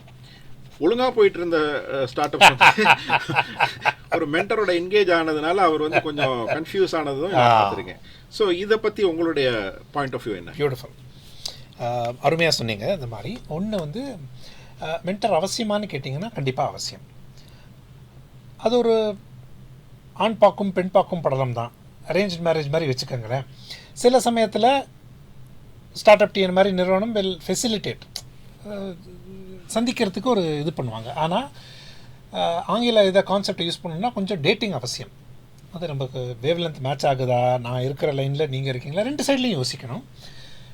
அண்ட் அந்த மென்டர்ஷிப் ஃப்ரேம் ஒர்க்கை நம்ம நீட்டாக எதுக்காக மென்டர், எவ்வளோ நாள் மென்டர், எப்படி செய்ய போகிறோம். எண்ட் ஆஃப் த டே ஒரு 6 மாதத்துக்கு எடுக்கிறோன்னு வச்சுக்கோங்களேன். நான் அந்த மாதிரி நிறைய மென்டர்ஸ் எடுத்திருக்கேன். சில பேரோட நல்லா கனெக்ட் ஆகிடும். தட் இஸ், நான் போகிற பாதை சரியாக தப்பான பாதை மாற்றுறது அந்த மென்டர் இது இல்லை, அது வந்து கோச்சோட வேலை. பட் மென்டர் இது வந்து ஆம் I working to my potential, என்னால் இவ்வளவு செய்ய முடியும், ஆனால் நான் இங்கே மட்டும் விளையாடிட்டு இருக்கேங்கிற போது அந்த மென்டர் கொஞ்சம் கைடன்ஸ் கொடுத்து கொண்டு வரலாம். உற்சாகம், வேகம், அதெல்லாம் ஆண்டர்பிரனருக்கு இருக்க வேண்டியது. அவங்க வெறும் திசையை மட்டும் சரி இன்னும் பண்ணலாம், இன்னும் கொஞ்சம் பண்ணலான்னு சொல்லுவாங்க. அந்த டேட்டிங் கான்செப்ட் ரொம்ப அவசியம். பெரிய பேருங்கிறதுனால மட்டும் மென்டராக போகாதீங்க. இது நம்ம ஒன்றும் போர்ட் ஆஃப் அட்வைசர் செட் பண்ணல, இது எனக்காக. அண்ட் ரெண்டாவது, mentorship is for the individual, not for the company. நான் ஒரு ஸ்டார்ட் அப் சிஇஓ அப்படின்றால் எனக்கு தான் மென்டர், ரைட்? பல பேர் அதை தவறாக புரிஞ்சு பிஸ்னஸுக்கே நான் மென்டர்னு போகிறப்ப தான் இந்த மாதிரி கப்பல் பண்ண போகிறோன்னா, இல்லை நீ விமானத்தை பண்ணு அப்படின்னா எங்கள் நாலேஜே இருக்காது. பட் அவசியம். என்னோடய அனுபவத்தில் எனக்கு கொஞ்சம் அதாவது ஃபார்ச்சூன் ஃபேவர்ஸ் த பிரேவன் ஆங்கிலத்தில் இருக்குது. அதாவது நான் துணிஞ்சு தயாராக இருந்தேன்னா என்னோடய வாத்தியார் வருவார். அதை எடுத்துக்கொள்ள அந்த அந்த மனப்பக்குவம் எனக்கு வேண்டும். ரெண்டாவது, அந்த ஃப்ரேம் ஒர்க்லேயே கிளியராக போட்டுற வேண்டியது. அதாவது நான் இப்போ ஃபார் எக்ஸாம்பிள் உங்களுக்கு மென்டர்னு வச்சுக்கோங்களேன், உதாரணத்துக்கு நான் நீங்கள் கேட்ட கேள்விக்கு பதில் சொல்லுவேன். ஆனால் அதை செயல்படுத்துறது பண்ணாதது உங்கள் விருப்பம், உங்களோட டிசிஷன். அதனால் நம்ம ரிலேஷன்ஷிப் ஒன்றும் ஸ்பாயில் ஆகாது. நீங்கள் பவுன்சிங் போர்டு மாதிரி என்னை யூஸ் பண்ணீங்க. இதில் நான் இன்னொரு வார்த்தை யூஸ் பண்ணுறேங்க. அதாவது மென்டர்னாலே எக்ஸ்பீரியன்ஸ் தான் எடுக்கணும்னு அவசியம் கிடையாது. ஒரு புது டேர்ம் நிறையா வந்துட்டுருக்கு. இப்போ நம்ம நிறையா இங்கிலீஷ் படம், தமிழ் படத்துலையும் பார்ப்போம். அந்த பாக்ஸிங் ரிங்குக்குள்ளே சண்டை போட்டுட்ருப்பாங்க. இப்போ நீங்களும் சண்டை போடுறோம் அப்படின்னா, ரெண்டு பேரும் கிட்டத்தட்ட அதே வெயிட்டு, அதே எக்ஸ்பர்டீஸு, பட் உங்களுக்கு கொஞ்சம் வித்தியாசம் இருக்குது. ஆஸ் அ ஸ்பாரிங் பார்ட்னர், அதாவது கூட அந்த மாதிரி பழக்கிறவங்களுக்கு ஸ்பாரிங் பார்ட்னர், அப்போ தான் நான் ஆட்டத்தில் போய் நிஜமான ஆப்பனண்ட்டோட சண்டை போட முடியும். அந்த ஸ்பாரிங் பார்ட்னரும் ஒரு மென்டர் தான். எனக்கு எங்கே வீக் பாயிண்ட்டுன்னு சொன்னாங்கன்னா தென் டெவலப் பண்ணுறது நான் தான். ஸ்பாரிங் partner will not help develop. ஸ்பாரிங் partner mentors are also growing. மூணாவது ரிவர்ஸ் மென்டரிங். ஒரு யூனிகார்ன் சாஸ் ஸ்டார்ட் அப்புக்கு அந்த சிஇஓக்கு நான் மென்டராக இருந்தேன். 10 வருஷத்துக்கு அப்புறம் அவர் எனக்கு மென்டராக இருக்கார். ஏன்னா டெக்னாலஜி அவ்வளோ ஓடி போச்சு, அவங்க என்னெல்லாமோ எக்ஸ்பெரிமெண்ட் பண்ணுறாங்க. ஸோ இப்போ நான் மென்டர் பண்ண அதே சிஇஓ எனக்கு மென்டர். ஏன்னா அவங்க எக்ஸ்போஷர் வேறு, காலகட்டம் வேறு, டெக்னாலஜி வந்து யூஎஸில் கண்ணா பின்னான்னு போயிட்டுருக்கு. இதுக்கும் ரெடியாக இருக்க வேண்டும். ஸோ வயசானவங்க, எக்ஸ்பீரியன்ஸாக இருக்கிறவங்க மட்டும்தான் மென்டர்னு சொல்ல முடியாது. இந்த காலகட்டத்தில் there is a lot of alternative learning. இன்னைக்கு காலையில் ஒருத்தரோட பேசிகிட்டு இருந்தேன். அவருக்கு ஃபேவரட் புக் என்னென்னா அந்த ஆஸ்திரேலியன் ஃபுட்பாலில் வர புக்கு. அந்த புஸ்தகத்தில் எப்படி அந்த டீம் பண்ணாங்க, மென்டல் ஹெல்த் கோச் எப்படி பாசிட்டிவாக பண்ணாங்க, அதுலேருந்து research and insights and artificial இன்டெலிஜென்ஸுக்கு எப்படி கொண்டு வரான்னு பார்க்கணும். ஸோ மென்டர்னால் இப்போ நான் லாஜிஸ்டிக்ஸ் இருக்கேன்னா லாஜிஸ்டிக்ஸ் தான் மென்டர்னு அவசியம் கிடையாது. It is a business mentor. இதுதான் என்னோட இதில் ஒரு சின்ன கிளாரிஃபிகேஷன். நம்ம ஒரு நிறைய இந்த இந்த இந்த புது புது விஷயங்களை நம்ம கற்றுக்க முயற்சி பண்ணும்போது ஒரு டிஃபிகல்ட்டி வந்து இந்த யங்ஸ்டர்ஸ் ஃபேஸ் பண்ணுறது பார்த்திங்க அப்படின்னா, so many terminologies. ஆமாம், சரிங்களா? அது எல்லா இடத்துலையும் வருது. அது மாதிரி இந்த இதில் மென்டர்னு சொல்கிறாங்க, கன்சல்டன்ட்னு சொல்கிறாங்க, கோச்னு சொல்கிறாங்க. இதெல்லாம் நம்ம இது பண்ணணுமா, இல்லை எல்லாம் ஒன்று தானா? இல்லை ஒரு பர்சன் வந்து எப்படி வந்து ஒரு கோச்சை எப்போ எடுத்துக்கணும், ஒரு மென்டரை எப்படி பார்க்கணும், ஒரு கன்சல்டண்ட்டை எப்போ இது பண்ணணும், இவங்களுக்குள்ள டிஃப்ரென்ஸ் என்ன? Beautiful. So mentor need not be a paid association. Mentor வந்து பெரும்பாலும் அந்த கிவிங் பேக் டு சொசைட்டிம்பாங்க. நான் நிறையா தப்பு பண்ணிருக்கேன்ப்பா, இப்போ தமிழ்நாடு முன்னேறணும், நிறையா வரணும், நான் பண்ண தப்பை இவங்க செய்யக்கூடாது, அந்த மாதிரி கேள்வி கேட்டு நிறைய பேர் வருவாங்க. ஸோ அது வந்து பெரும்பாலும் மென்டர். இது வரைக்கும் நான் எந்த மென்டருக்கும் காசு கொடுத்ததில்ல. அன்பு, பாசம், நேசம் ரெண்டு சைடும் வரும். இன்னமும் திட்டிட்டு தான் இருப்பாங்க, என்ன செல்லமாக திட்டுறது, என்னோட அக்கறையில் தானே சொல்கிறாங்க, அவங்கள தான் நான் மென்டர்னு சொல்லுவேன். கோச்சுங்கிறது it is a paid 1-on-1 over a specific 6 மாதத்துக்கு. நான் கோச் எடுத்துட்டேங்க 2008-09 எனக்கு 6 மாதத்துக்கு ஒரு coach. The coach transform my life. It is a personal development. எனக்கு I was on the verge of selling my first company. அதை விற்றுட்டு அடுத்தது என்ன செய்ய போகும்போது அந்த கோச் வந்தாங்க, என் கூட 6 மாதம் இருந்தாங்க. என்னோடய செக்ரட்டரி இன்டர்வியூ பண்ணாங்க, என் ரிசப்ஷனிஸ்ட் இன்டர்வியூ பண்ணாங்க, என்கிட்ட ரிப்போர்ட் பண்ணுற 3 பேர் இன்டர்வியூ பண்ணாங்க, என் பொட்டாட்டியை இன்டர்வியூ பண்ணாங்க. ஏன்னா for me to become a better leader. அவங்க சொன்ன வார்த்தை என்னென்னு மறக்கவே மாட்டேன். இது வந்து 99 பிஸ்னஸ் ஆரம்பித்தேன், 2008 நான் முதல் தடவை கோச் எடுத்துட்டேன். அவங்க ஆரம்பித்து அந்த 6 மாதத்துக்கு அப்புறம் ஃபைனலாக அவனை கொடுக்கும்போது அருமையாக அவனை சொன்னாங்க, you can be friendly with your colleagues, you are not their friend. அதாவது நீங்கள் உங்கள் சக உறுப்பினர் கம்பெனியில் இருக்கிறவங்களோட நட்பாக இருக்கலாம், நீங்கள் அவருடைய நண்பர் கிடையாது அப்படின்னாரு. Which struck a whole lot. That I can be friendly, I can be nice, but I ஆம் ஸ்டில் த சிஇஓ. சில முடிவுகள் நான் தான் எடுத்தாக வேண்டும். ரெண்டாவது எப்படி முடிவெடுக்கிறேன்னு சொன்னாங்க. அந்த சைக்காலஜிக்கல் ஃப்ரேம் ஒர்க் எல்லாம் பண்ணி, அதுதான் ஒரு கோச்சோட வேலை. Coach is for my personal development. And ஒரு 6 மாதத்துக்கு planned, there is a payment. இப்போ என்னோட ஒன் ஆஃப் மை கம்பெனிஸுக்கு சார், என்னோட சீஃப் ரெவென்யூ ஆஃபீஸருக்கு நான் 6 மாதத்துக்கு ஒரு கோச் போட்டேன், சீஃப் ஆப்ரேஷன்ஸ் ஆஃபீஸருக்கு ஒரு கோச் போட்டேன். அது அவங்களுக்கு எப்படி ஆப்ரேஷனை பெட்டர் பண்ணுறது, அந்த எக்ஸ்பீரியன்ஸ் உள்ள ஒரு coach, which was a company sponsored coaching engagement. ஏன்னா ஒரு ப்ராசஸ் இருக்கும், ஒரு ஸ்ட்ரக்சர் இருக்கும். கன்சல்டன்ட்டுங்கிறது வந்து ஒரு கன்சல்டிங் ஆர்கிடெக்ட், நான் வீடு கட்ட போகிறேன், எனக்கு ஒரு ஆர்கிடெக்ட் தேவை, எப்படின்னு ஃப்ரேம் ஒர்க் போட்டு கொடுத்தா மிச்சத்தை நான் பார்த்துப்பேன், அது என்கிட்ட கிடையாது. எனக்கு எல்லாம் தெரியும், மார்க்கெட்டிங் ஒரு மாதிரி இருக்குது, அதுக்கு ஒரு கன்சல்டன்ட்டு. இல்லை நான் ஒரு ஸ்டார்ட் அப், எனக்கு அக்கௌண்ட்ஸ் ஆள் இருந்தால் போகிறோம். ஆனால் அடுத்த லெவல் போகிறதுக்கு ஒரு ஃபினான்ஸ் சப்போர்ட்டும் தேவை இருக்குது. ஒரு சிஎஃப்ஓ மாதிரி வேணும். ஆனால் ஐ கான்ட் அஃபோர்ட். என்னால் இப்போது ஒரு சிஎஃப்ஓக்கு ஃபுல் டைம் காசு கொடுக்குற அளவுக்கு என்கிட்ட இல்லை அப்படிங்கும்போது அப்போ we use a consultant. So consultant வந்து இப்போ எனக்கு உடம்பு சரியில்லை அப்படின்னா ஜென்ரல் டாக்டர்கிட்ட போவேன். அந்த ஜென்ரல் டாக்டர்கிட்ட ஓரளவுக்கு சரியாச்சு, பட் இன்னும் பிரச்சனை இருக்குன்னா தென் ஐ வில் கோ ஹார்ட் ப்ராப்ளம்னா கார்டியாலஜிஸ்ட்டை போவேன், வேறு ஏதாவது ஸ்பெஷலிஸ்ட் கிட்ட போவேன். அந்த ஸ்பெஷலிஸ்ட் தான் கன்சல்டன்ட். ஸோ இதுதான் அந்த 3 எனக்கு தெரிஞ்சு நான் 3 பேரையும் யூஸ் பண்ணுறேன். சக்ஸஸ்ஃபுல்லாகவும் யூஸ் பண்ணுறேன், சக்ஸஸ் இல்லாமல் யூஸ் பண்ணுறேன். ஏன்னா கன்சல்டண்ட்டை பொறுத்த வரைக்கும் ரெக்ரூட்மெண்ட் மாதிரி தானே சார். இந்த மாதிரி ரெஸ்யூமேல பிரமாதமாக இருப்பாங்க, இன்டர்வியூவில் இருப்பாங்க, ஆனால் எதுவும் இல்லை. But advantages consultant short term work out ஆலையாக விட்டுறலாம். பட் எம்ப்ளாயியாக இருந்தாங்கன்னா then due process has to be followed. Coaching அவசியமா என்ன கேட்டால் அவசியம்னு சொல்லுவேன். ஏன்னா இவ்வளோ ஒரு வேலை இருக்கே சார், இதை விஷயம் எப்படி பண்ண முடியும்? சரி, முதல் 6 மாதம் 12 மாதம் ஓகே. ஏன்னா 12 மாதத்துக்கு அப்புறம் சார் உங்களுக்கும் தெரியும், அந்த ஸ்டார்ட் அப் டென்ஷனை விட ஃபேமிலி டென்ஷனும் கூடும். அதுக்குள்ளே 10 பேர் எடுத்திருப்போம், அவங்களுக்கு மாதம் சம்பளம் கொடுக்கணும். இந்த டென்ஷன்லாம் எப்படி ஹேண்டில் பண்ணுறதுக்குன்னு தனியாக கோச் இருக்காங்க. எப்படி பிஸ்னஸை ப்ரொஃபஷனலைஸ் பண்ணுங்கிறதுக்கும் ஆள் இருக்காங்க. So that is my and இதெல்லாம் வந்து ட்ரெயின்டு கோச்சஸ், சைக்காலஜி படித்தவங்க, ஹெச்ஆர் படித்தவங்க நிறையா இருக்குது. ஐசிஎஃப் இருக்குது, 4-5 கோச்சிங். இது இப்போது இட் இஸ் அ பஸ்வேர்ட். திரும்பி பார்த்தவங்கலாம் கோச்சுன்றான், பட் அது உருப்படியாக இல்லையாங்கிறது நீங்கள் தான் அசஸ் பண்ணணும். பட் என்ன கேட்டிங்கன்னா அவசியம் தான் சொல்லுவேன் சார். ஏன்னா நம்ம ஊரில் அது ஒரு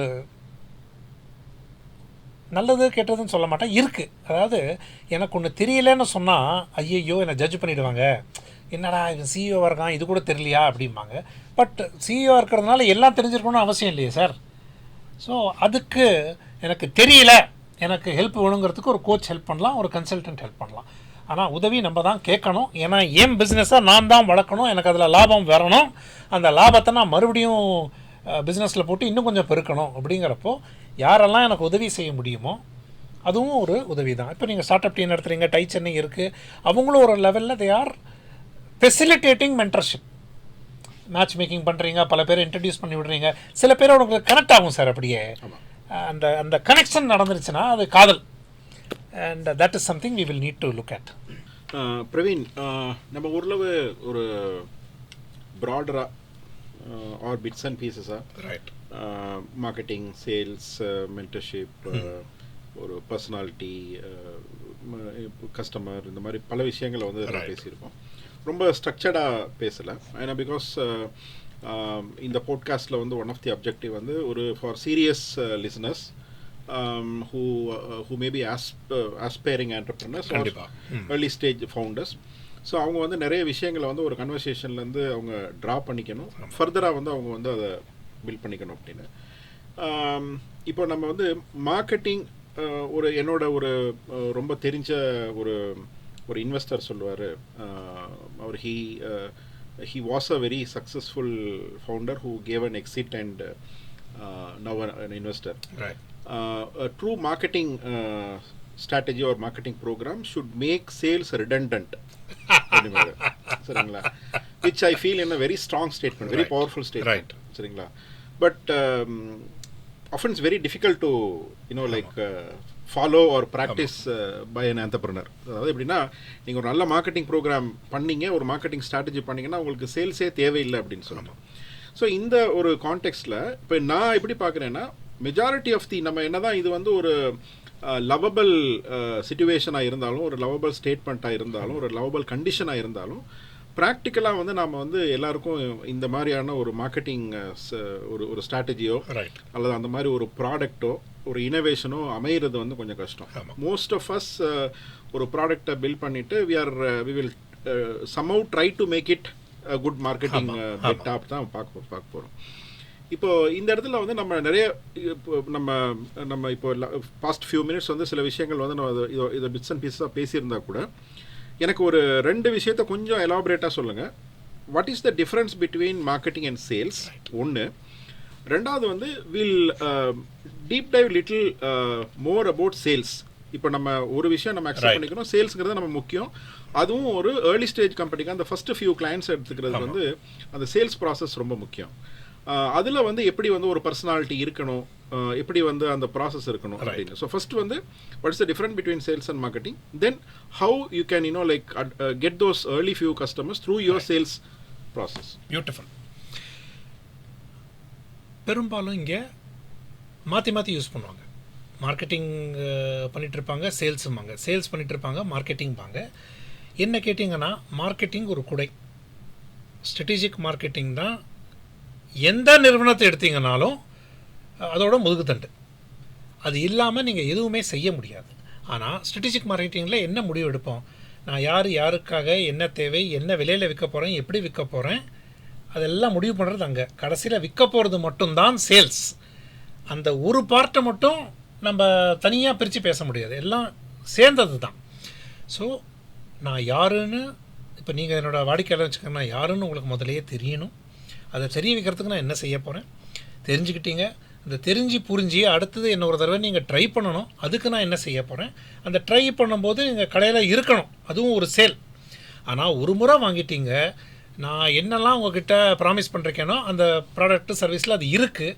எப்படி உங்ககிட்ட நீங்கள் மறுபடியும் வந்து எங்கிட்ட வாங்கலாம், எப்படி நீங்கள் லைஃப் டைம் எங்கிட்ட வாங்கலாம், எல்லாமே மார்க்கெட்டிங் தான். அந்த கடைசியில் போய் விற்கிறோம் இல்லையா, அந்த பார்ட்டு மட்டும்தான் சேல்ஸ். நீங்கள் சொல்லலாம் சரி இது B2Cக்கு தான் சரி, B2Bக்கு எப்படி சரி வரும். ரெண்டுத்துக்கும் உதாரணம் தரேன். இப்போ நாங்கள் வந்து போன வருஷம் சென்டர் ஆஃப் த சிட்டியில் இருந்தோம். இப்போ விட்டு ஒரு 15 கிலோமீட்டர் சிட்டியை விட்டு வெளியே போயிட்டோம். சாரி டு இன்டரப்ட், B2Bனா என்ன, B2Cனா என்ன? நைஸ். சரி, மார்க்கெட்டிங்கிறது வந்து காமன் சென்ஸ். ரெண்டாவது, sales is always with a human being. இன்னொரு மனுஷன் கிட்ட தான் நம்ம விற்கிறோம். ஆனால் எப்படி விற்கிறோம், இப்போ நான் வந்து ஒரு இந்த பேனா கையில் வச்சிட்ருக்கேன், இந்த பேனா கடையில் விற்கிறேன். அது வந்து B2C, business to consumer. Customer வந்து வாங்குகிறான்.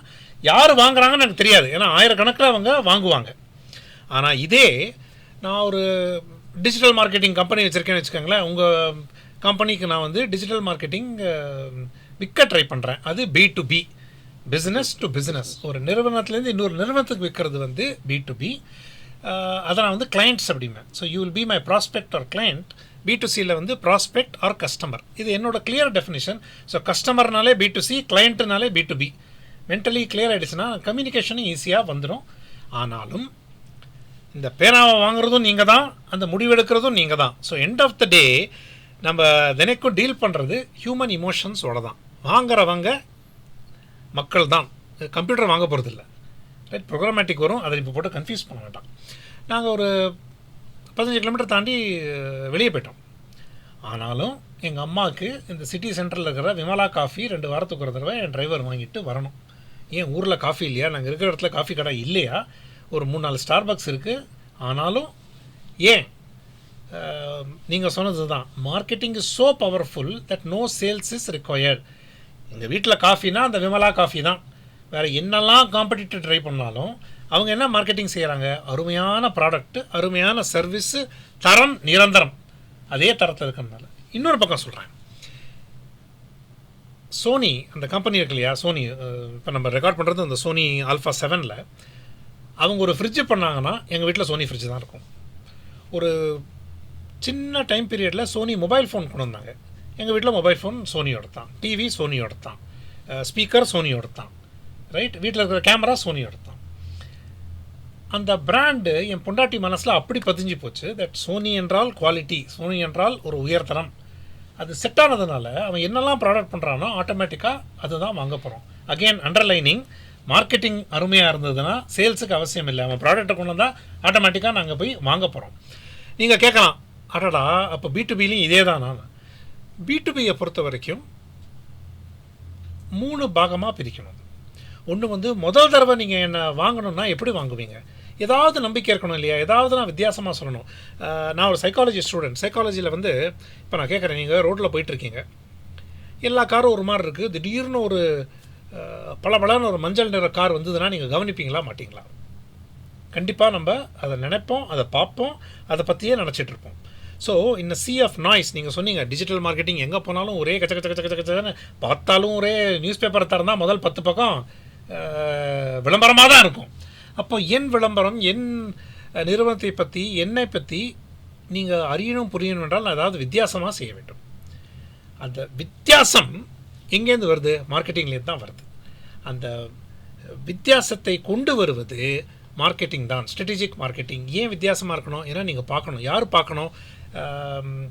நான் குறிப்பிட்ட கஸ்டமர் தான் பார்க்கணும். என்னோட மைக்ரோ மார்க்கெட், என்னோட டார்கெட் அவங்க தெரியணும்.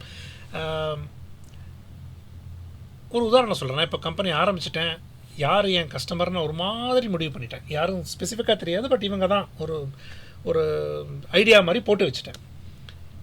எடுத்தோடனே விளம்பரம் கொடுக்க முடியுமா? முடியாது. ஸோ அவங்களுக்கு தேவையாக ஆசையாக அந்த 5லேருந்து 10 பேரோட நான் நல்லா பழகணும். நான் இப்போ என்னோடய தொழில் என்றால் நான் தான் பழக வேண்டும். இதை நான் அவுட் சோர்ஸ் பண்ண மாட்டேன். ஏன்னா I am a strategic marketer as an entrepreneur.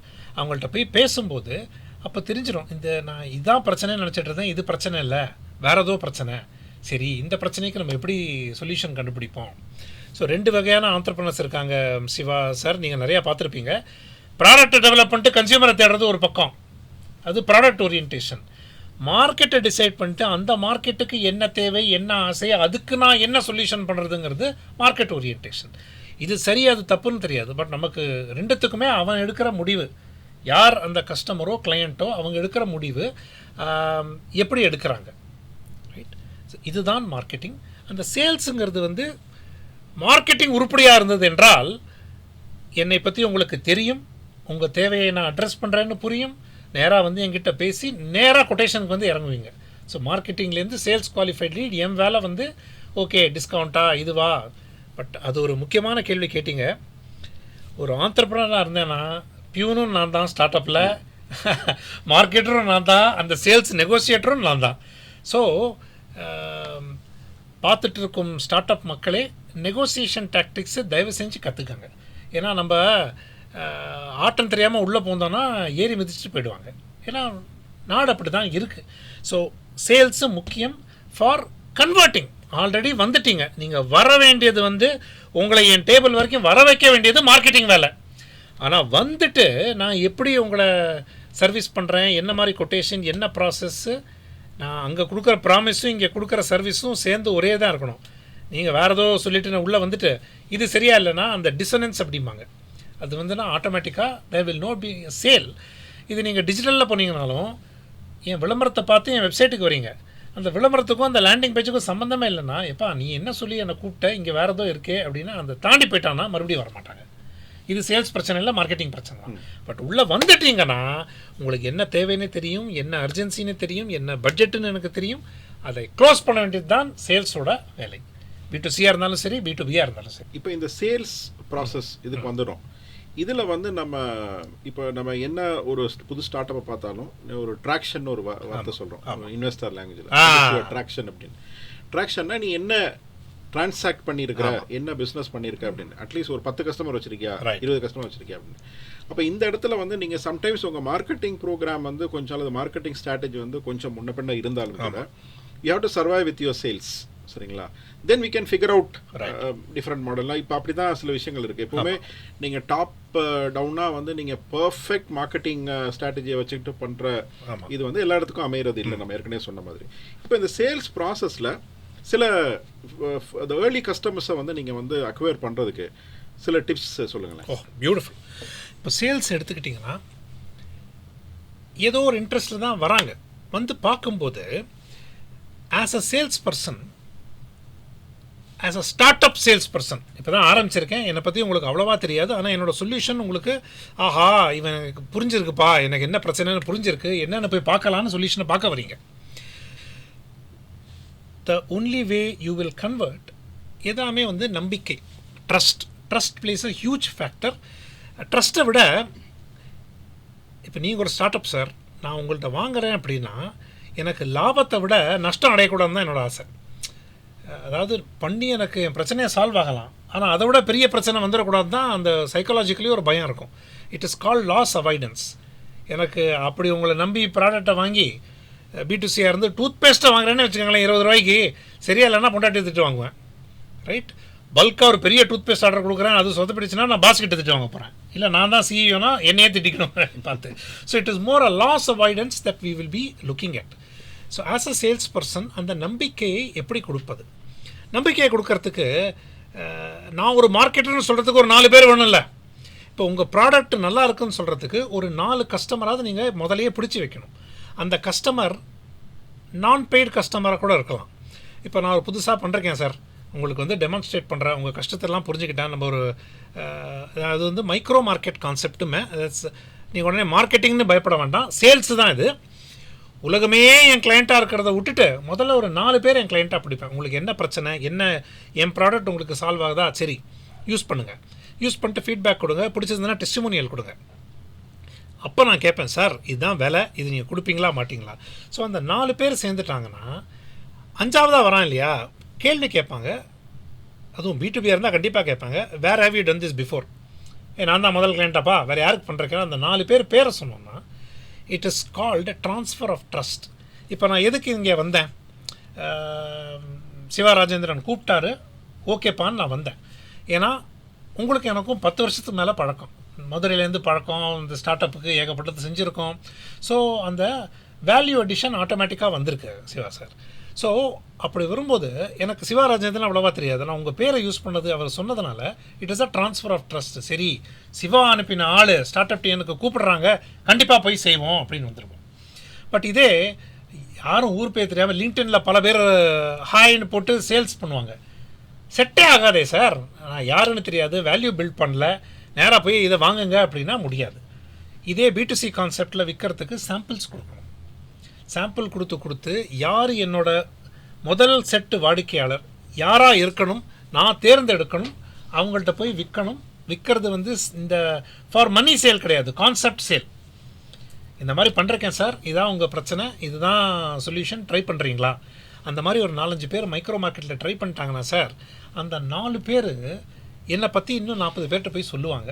எப்படி சொல்லுவாங்க, நான் தான் சொல்ல வைப்பேன். சார் இப்போ பல பேர் கேட்டிருப்பாங்க, சார் ரெஃபர் பண்ணுறீங்களா, சார் கேட்குறீங்களான்னு. ஒரு முக்கியமான லெசன் ஸ்டார்ட் அப் சிஇஓக்கு நான் கொடுக்க வேண்டியது என்னென்னா, பி ஷேம்லெஸ். வெக்கப்படாமல் கேளுங்க. ஐயோ கேட்டால் தப்பாக நினைப்பாங்களேன்னு, நீ கேட்கவே இல்லைன்னா நினைக்கவே மாட்டாங்களே. ஸோ நான் சொல்கிறது வந்து இந்த மைக்ரோ மார்க்கெட் முதல்ல ஒரு 5-6 பேர் அவன் ப்ராடக்ட்டுக்கு தயார் பண்ணிட்டீங்கன்னா அடுத்தடுத்த சேல்ஸ் இன்னும் ஆட்டோமேட்டிக்காக போகும்.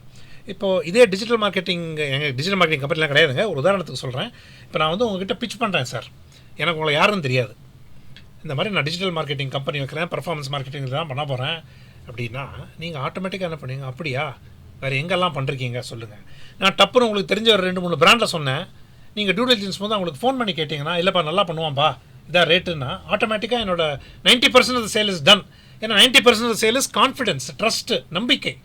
நான் அவங்களுக்கு பண்ணதா நம்பிக்கை அவங்களுக்கு ட்ரான்ஸ்ஃபர் பண்ணி விட்றாங்க. நீங்கள் ஓகே அவன் சொல்லிட்டான்ப்பா, அவங்களுக்கு நல்லா பண்ணுறான், நமக்கும் நல்லா பண்ணுவான். மிச்ச 10% நெகோசியேஷன், க்ளோஷர், ப்ரொக்யூர்மெண்ட் டீமோட டீல் பண்ண வேண்டியது அதுதானே சார். இதை நம்ம மறந்துட்டு ஐயோ கஷ்டம்ப்பா, ஐயோ விற்கணும்ப்பா, ஐயோ நெகோசியேஷன் கேட்பான், அடித்து நிமித்துவான். ஏன் அந்த பிரச்சனையை நான் புரிஞ்சுட்டு சால்வ் பண்ணேன் அப்படின்னா ஆட்டோமேட்டிக்காக they will be willing to pay a premium. ஏன்னா என் ப்ராடக்டை யூஸ் பண்ணாங்கன்னா தலைவலி குறையும், ரைட். நான் வேல்யூ சேலாக கொண்டு போயிட்டேன்னா மணி சேல் ஆட்டோமேட்டிக்காக வராது. நம்ம அந்த வேல்யூ கொண்டு வரது வந்து மார்க்கெட்டிங் தான் சார். இதுதான் வேல்யூன்னு அந்த வேல்யூ பேஸ்டாக சேல்ஸ் பர்சன் போய் விற்றான்னா, இந்த நீங்கள் சிஇஓ கன்வின்ஸ் ஆகிட்டிங்கன்னா ப்ரொக்யூர்மெண்ட்டை எப்படியாவது நான் கொண்டு வா அப்படின்னா ஆட்டோமேட்டிக்காக தே வில் கம் த்ரூ. இதுதான் சேல்ஸ். ஆனால் சேல்ஸுக்கு ஒரு ஃபார்முலா இருக்குது, சேல்ஸுக்கு ஒரு ஃபனல் இருக்குது. அந்த ஃபனல் நம்ம புரிஞ்சுக்கணும். அங்கே தான் டெக்னாலஜி யூஸ் பண்ணணும் சார். இப்போ சிஆர்எம் சிஸ்டம் பல பேர் யூஸ் பண்ண மாட்டேன்றாங்க. தயவு செஞ்சு சிஆர்எம் சிஸ்டமை யூஸ் பண்ணுங்கள். ஏன்னா அதுலேயே ஆட்டோமேட்டிக்காக ஃபனல் தெரிஞ்சிடும். எத்தனை பேர் உள்ளே வராங்க, எத்தனை பேர் இன்ட்ரெஸ்ட் காட்டுறாங்க, அந்த இன்ட்ரெஸ்ட் காட்டுறவங்கள எத்தனை பேர் கொட்டேஷன் கேட்குறாங்க, கொட்டேஷன் கேட்டால் எத்தனை பேர் வாங்குறாங்க, வாங்கினவங்க எத்தனை பேர் மறுபடியும் திருப்பி வராங்க. ஏன்னா B2Cயை பொறுத்த வரைக்கும் அல்ல B2B எடுத்தாலுமே சார் ஒரே ஒரு டெசிஷன் மேக்கர் கிடையாது. நான் பல மேடைகளையும் சொல்லியிருக்கேன், நான் ஒரு டூத் பேஸ்ட் வாங்க போனாலும் என் பொண்டாட்டியை கேட்கணும், என் பொண்ணுங்களை பற்றி நினைக்கணும், அதுக்கப்புறம் தான் டூத் பேஸ்ட்டாக வாங்க முடியும். அப்படியே புதுசாக ட்ரையல் வாங்குறேன்னா அந்த சின்ன பேக் இந்தாப்பா ட்ரை பண்ணுங்கன்னு அந்த 5 ரூபா பேக்கை தான் நான் வாங்கிட்டு போவேன். B2Bயை பொறுத்த வரைக்குமே இப்போ உங்கள் நிறுவனத்தை எடுத்துக்கங்களேன் சார், நீங்கள் சிஇஓ, உங்களுக்கு பிடிச்சாலுமே there is a procurement team, அந்த டிவிஷன் இருக்குது, அந்த டிவிஷனில் இருக்கிற ஆள் இருக்காங்க. இப்போ ஹெச்ஆர் ப்ராடக்ட்னா ஹெச்ஆரும் இருக்காங்க. ஸோ ஒரு ப்ராடக்ட்டுக்கு influencer, user, consumer, decision maker, finally கையெழுத்து போடுறவங்க இத்தனை பேர் இருக்காங்களே. ஸோ சேல்ஸுங்கிறது ஒத்தைக்கு ஒத்த கிடையாது. அதுவும் ஸ்டார்ட் அப் சிஇஓனா ஒன் அகேன்ஸ்ட் மெனி தான். இத்தனை பேரை நீங்கள் கன்வின்ஸ் பண்ணணும், இத்தனை பேருக்கு தனிப்பட்ட வேல்யூ கொடுக்கணும். ப்ரொக்யூர்மெண்ட் டீமில் மணி வேல்யூ, சிஇஓ டீமில் மன திருப்தி வேல்யூ, தட் உங்களுக்கு தலைவலி இருக்காது. யூசர் பொறுத்தில் நீங்கள் 4 நாள் பண்ண வேண்டிய வேலையை 2 நாளில் பண்ணுற மாதிரி இருக்கும். ஸோ ஒத்தொத்தருக்கு வேறு மாதிரி கம்யூனிகேஷன், அதுதான் சேல்ஸ் பர்சனோட இன்றைய நிலவரம். யா, ஸோ ரொம்ப எலாபரேட்டாக அழகாக சொன்னீங்க. லைக் சே ஃபார் எக்ஸாம்பிள் ஒரு ஸ்டார்ட் அப் ஃபவுண்டர் அல்லது ஒரு ப்ராடக்ட் நீங்கள் எடுத்துக்கிட்டீங்க அப்படின்னா கண்டிப்பாக ஒரு நல்ல மார்க்கெட்டிங் ஸ்ட்ராட்டஜி இருக்க வேண்டியது ரொம்ப அவசியம். பட் அது இருந்தாலுமே வந்து உங்களுக்கு வந்து சேல்ஸுங்கிறது அந்த ஒரு டிரான்சாக்ஷனல் லாஸ்ட் மைல் கனெக்டிவிட்டி அந்த மாதிரி நம்ம சொல்லலாம். ஸோ இந்த மார்க்கெட்டிங் ஸ்ட்ராட்டஜி அல்லது ஒரு மார்க்கெட்டிங் ப்ரோக்ராம் வந்து அழகாக இருக்க சேல்ஸோடைய அந்த இன்டென்சிட்டி அல்லது எஃபர்ட்ஸ் வந்து குறைஞ்சிக்கிட்டே இருக்கும் அப்படிங்கிறது ரொம்ப முக்கியமான ஒரு டேக்அவேயாக இருந்தது. அதே நேரத்தில் வந்து நம்ம இன்றைக்கி வந்து ஒரு எல்லா ஸ்டார்ட் அப்ஸ்க்குமே வந்து இந்த நம்ம அந்த சேல்ஸ் ப்ராசஸோடைய இம்பார்ட்டன்ஸ், அதனுடைய டீட்டெயில்ஸு, அதனுடைய நுவான்சஸ், டீட்டெயில்ஸ்னு சொல்கிறத விட அந்த நுவான்சஸ், அந்த நுணுக்கங்கள் வந்து ரொம்ப முக்கியம். ஸோ அந்த நுணுக்கங்கள் வந்து இந்த இந்த இந்த சேல்ஸில் வந்து இன்னொரு இது ஒன்று சொல்லுவாங்க. ஸோ இது வந்து எகெயின் ஒரு emotional connect, person to person connect அப்படின்னு. நீங்கள் ஒரு வெறும் தியரிட்டிக்கலாக நீங்கள் சேல்ஸை சொல்லி கொடுத்துட முடியாது. It's like swimming, it's like driving இல்லையா? கணக்கு போட்டால் தான் வரும். ஸோ இது எப்படி நீங்கள் ஒரு ஃபவுண்டருக்கு வந்து இந்த கான்டெக்ட் எப்படி நீங்கள் புரிய வைப்பீங்க? இப்போ நீங்கள் ஒரு புக்கை படிச்சுட்டு இல்லை ஒரு வீடியோவை பார்த்துட்டு நீங்கள் வந்து நான் சேல்ஸ்னால் இந்த ஃபார்முலா அப்ளை பண்ணுறேன். இப்போ நான்லாம் வந்து I started my career as a field sales person, right, as an intern. அது மட்டும் தான் என்னுடைய, அதுக்கப்புறம் நான் எங்கேயுமே வேலை பார்க்கல. I straight away became an entrepreneur. So அதில் வந்து பார்த்தீங்க அப்படின்னா என்னோட ஃபஸ்ட்டு டே நான் அதுலேருந்து அந்த அந்த அந்த ஒரு கேள்வியை நான் லீட் பண்ணுறேன். ஃபஸ்ட்டு 2 days வந்து பார்த்தீங்கன்னா நான் am very shy person. Right, அந்த டைமில் இந்த மாதிரி பேசுகிறதெல்லாம் நான் கனவுல கூட நினச்சி பார்க்காத ஒரு விஷயம். பட் வேறு வழி இல்லை. அப்போது 90s வந்து வேலை கிடைக்கல அப்படின்னு சொல்லிட்டு உடனே வந்து ஒரு ஐடி இது கோர்ஸ் படிச்சுட்டு, ரைட், பிரிண்டர் சேல்ஸ் கம்பெனி ஒன்றில் காட்ரேஜ் ஒரு கம்பெனி இருந்தது. அப்போ அவங்க பிரிண்டர்ஸ், நம்ம காட்ரேஜ் தான், பட் அப்போ கம்ப்யூட்டர் பிரிண்டர்ஸ் பண்ணிட்டு இருந்தாங்க. அந்த ஒரு டிஸ்ட்ரிபியூஷன் கம்பெனியில் ஒர்க் பண்ணும்போது ஃபஸ்ட்டு 2 days வந்து நீங்கள் இந்த மாதிரி கடையெல்லாம் போயிட்டு, ஐ மீன் கடை இந்த சென்ஸ் லைக் ஒரு பொட்டென்ஷியல் கிளைண்ட்ஸு இதை போய் கோல்டு கால் பார்க்கணும், ரைட்டா? ஸோ கோல்டு கால்னால் அதெல்லாம் சொல்லுங்கள், கோல்டு கால் பார்க்கணும் அப்படின்னு சொல்லிட்டு எங்கள் அந்த பாஸ் சொன்னார். சரின்னு சொல்லிட்டு நான் வந்து ஒரு நாளைக்கு வந்து ஒரு 20 கோல் கால் நீங்கள் பார்க்கணும் அப்படின்னோன்னா எனக்கு அந்த ஸ்ட்ரீட்டுக்கு போயிட்டு இதெல்லாம் பொட்டென்ஷியல் கிளைண்ட்ஸாக இருக்குன்னா அவர் ஒரு லிஸ்ட் ஒன்று கொடுப்பாரு, அல்லது நீங்களாக பார்த்து ஐடென்டிஃபை பண்ணுங்க, ரைட். பட் எனக்கு அங்கே போன உடனே முதல்ல பார்ப்பேன், அங்கே வந்து அந்த ஓனரோ அல்லது அந்த முக்கியமான யாரோ முன்னாடி உட்காந்துருக்கவங்க வந்து தனியாக இருந்தாங்கன்னா, மதுரையில் ரொம்ப பெரிய ஆஃபீஸ் ஸ்ட்ரக்சர்லாம் கிடையாது. இப்போ இங்கே மாதிரி நம்ம செக்யூரிட்டியை தாண்டி அப்பாயின்மெண்ட் ஃபிக்ஸ் பண்ணி போகிறதெல்லாம் இருக்காது. ஒரு நல்ல விசிபிளாக தெரியக்கூடிய ஒரு அப்படி தான் இருக்கும் மோஸ்ட்லி. அது ஒரு ட்ரேடிங் சிட்டி. அப்போ அந்த ஓனர் மாதிரி ஒருத்தர் முன்னாடி உட்காந்துருப்பாரு, இல்லை கொஞ்சம் உள்ளே உட்காந்துருப்பாரு. அவர் தனியாக உட்காந்துருந்தாருனா தான் அங்கே போவேன். சுற்றி 2-3 பேர் இருந்தாங்கன்னா போகிறது இல்லை. சில நேரத்தில் தனியாக உட்காந்துருந்தாலும் போகிறது இல்லை. ஸோ இது ஃபஸ்ட்டு 2-3 daysல என்னாச்சுன்னா 20 கால் பார்க்கணுங்கிறது அந்த ட்ரைனிங்கில் கண்டிஷன். ரைட். நான் வந்து ஒரு 1-2 தான் பார்ப்பேன். ஆனால் மீதி 20 வந்து இவரை போனேன், அவர் நாளைக்கு வர சொன்னார், அல்லது அவர் பிஸியாக இருந்தார், அல்லது இவர் வேணான்னு சொல்லிட்டார் அப்படின்னு ஒரு ஃபால்ஸ் ரிப்போர்ட்டு தான் நான் எழுதினேன். பட் 3 நாளைக்கு மேலே எனக்கே மனசு கேட்கல. And my boss also identified that இந்த பையன் வந்து கொஞ்சம் பயப்படுறான் அப்படின்னு. பட் அவர் வந்து ரொம்ப சீரியஸான ஆக்ஷனோ அல்லது வந்து திட்டவோ எல்லாம் இல்லை. எத்தனை பேரை பார்த்தேன் இன்னைக்கு அப்படின்னாரு. நான் முதல்ல வந்து உடனே வந்து நான் மறுப்பே இல்லாமல், சார் இந்த சாரி சார், எக்ஸ்ட்ரீம்லி சாரி, நான் வந்து தப்பாக தான் எழுதிட்டேன், அதில் 2 பேர் தான் நான் மீட் பண்ணேன், மித்தவங்களாம் நான் மீட் பண்ணலை, எனக்கு ஒரு மாதிரி ரொம்ப பயமாக இருந்தது, தயக்கமாக இருந்தது அப்படின்னு. அப்போ அவர் சொன்ன ஒரு விஷயம் வந்து எனக்கு இன்னைக்கு வரைக்கும் அப்படியே மனசில் இருக்குது. தென் அது பெருசாக வந்து சேஞ்ச் பண்ணிச்சு. சேல்ஸ் கேரியரில் மட்டும் இல்லை, through out my career in convincing people are approaching people. என்ன சொன்னார்னா, நீ வந்து என்ன பிரச்சனை உனக்கு? இல்லை சார், எனக்கு வந்து கொஞ்சம் பயமாக இருக்குது, நம்ம மோஸ்ட்லி வந்து அவங்க ரிஜெக்ட் பண்ணிடுவாங்க, so fear of rejection, right, சரிங்களா, இந்த பயமாக இருக்குது அப்படின்னு. அப்போ அவர் ஒரு சிச்சுவேஷனை இமேஜின் பண்ணு, என்னை முன்னாடி இப்படி உட்கார வச்சு நீ கண்ணை மூடிக்கோ, நான் சொல்கிற சிச்சுவேஷனை இமேஜின் பண்ணேன். இப்போ நீ வந்து இந்த ஒரு ஏபிசி கடை, இந்த கடைக்கு போகிற, அந்த கடை வாசலில் நிற்கிறியா? இப்போ உன் கையில் வந்து உன் ப்ராடக்ட், நீ விற்க போகிற ப்ராடக்ட்டுக்கான ஆர்டரோ எதுவோ இருக்கா? இல்லை. உள்ளே போகிற ஒரு 5 நிமிஷம் 10 நிமிஷம் ப்ராடக்ட்டை பற்றி பேசுகிற, கம்பெனியை பற்றி பேசுகிற, கஸ்டமர் சர்வீஸை பற்றி பேசுகிற, ப்ரைஸை பற்றி பேசுகிற, அதில் அந்த கஸ்டமரோட ஒரு கன்வர்சேஷன் நடக்குது, ஒரு ப்ராசஸ் நடக்குது, அவ்வளோ. ரைட். வெளியே வர இப்போ முதல்ல போன அப்போது உன் கையில் ஆர்டரோ எதுவும் இல்லை.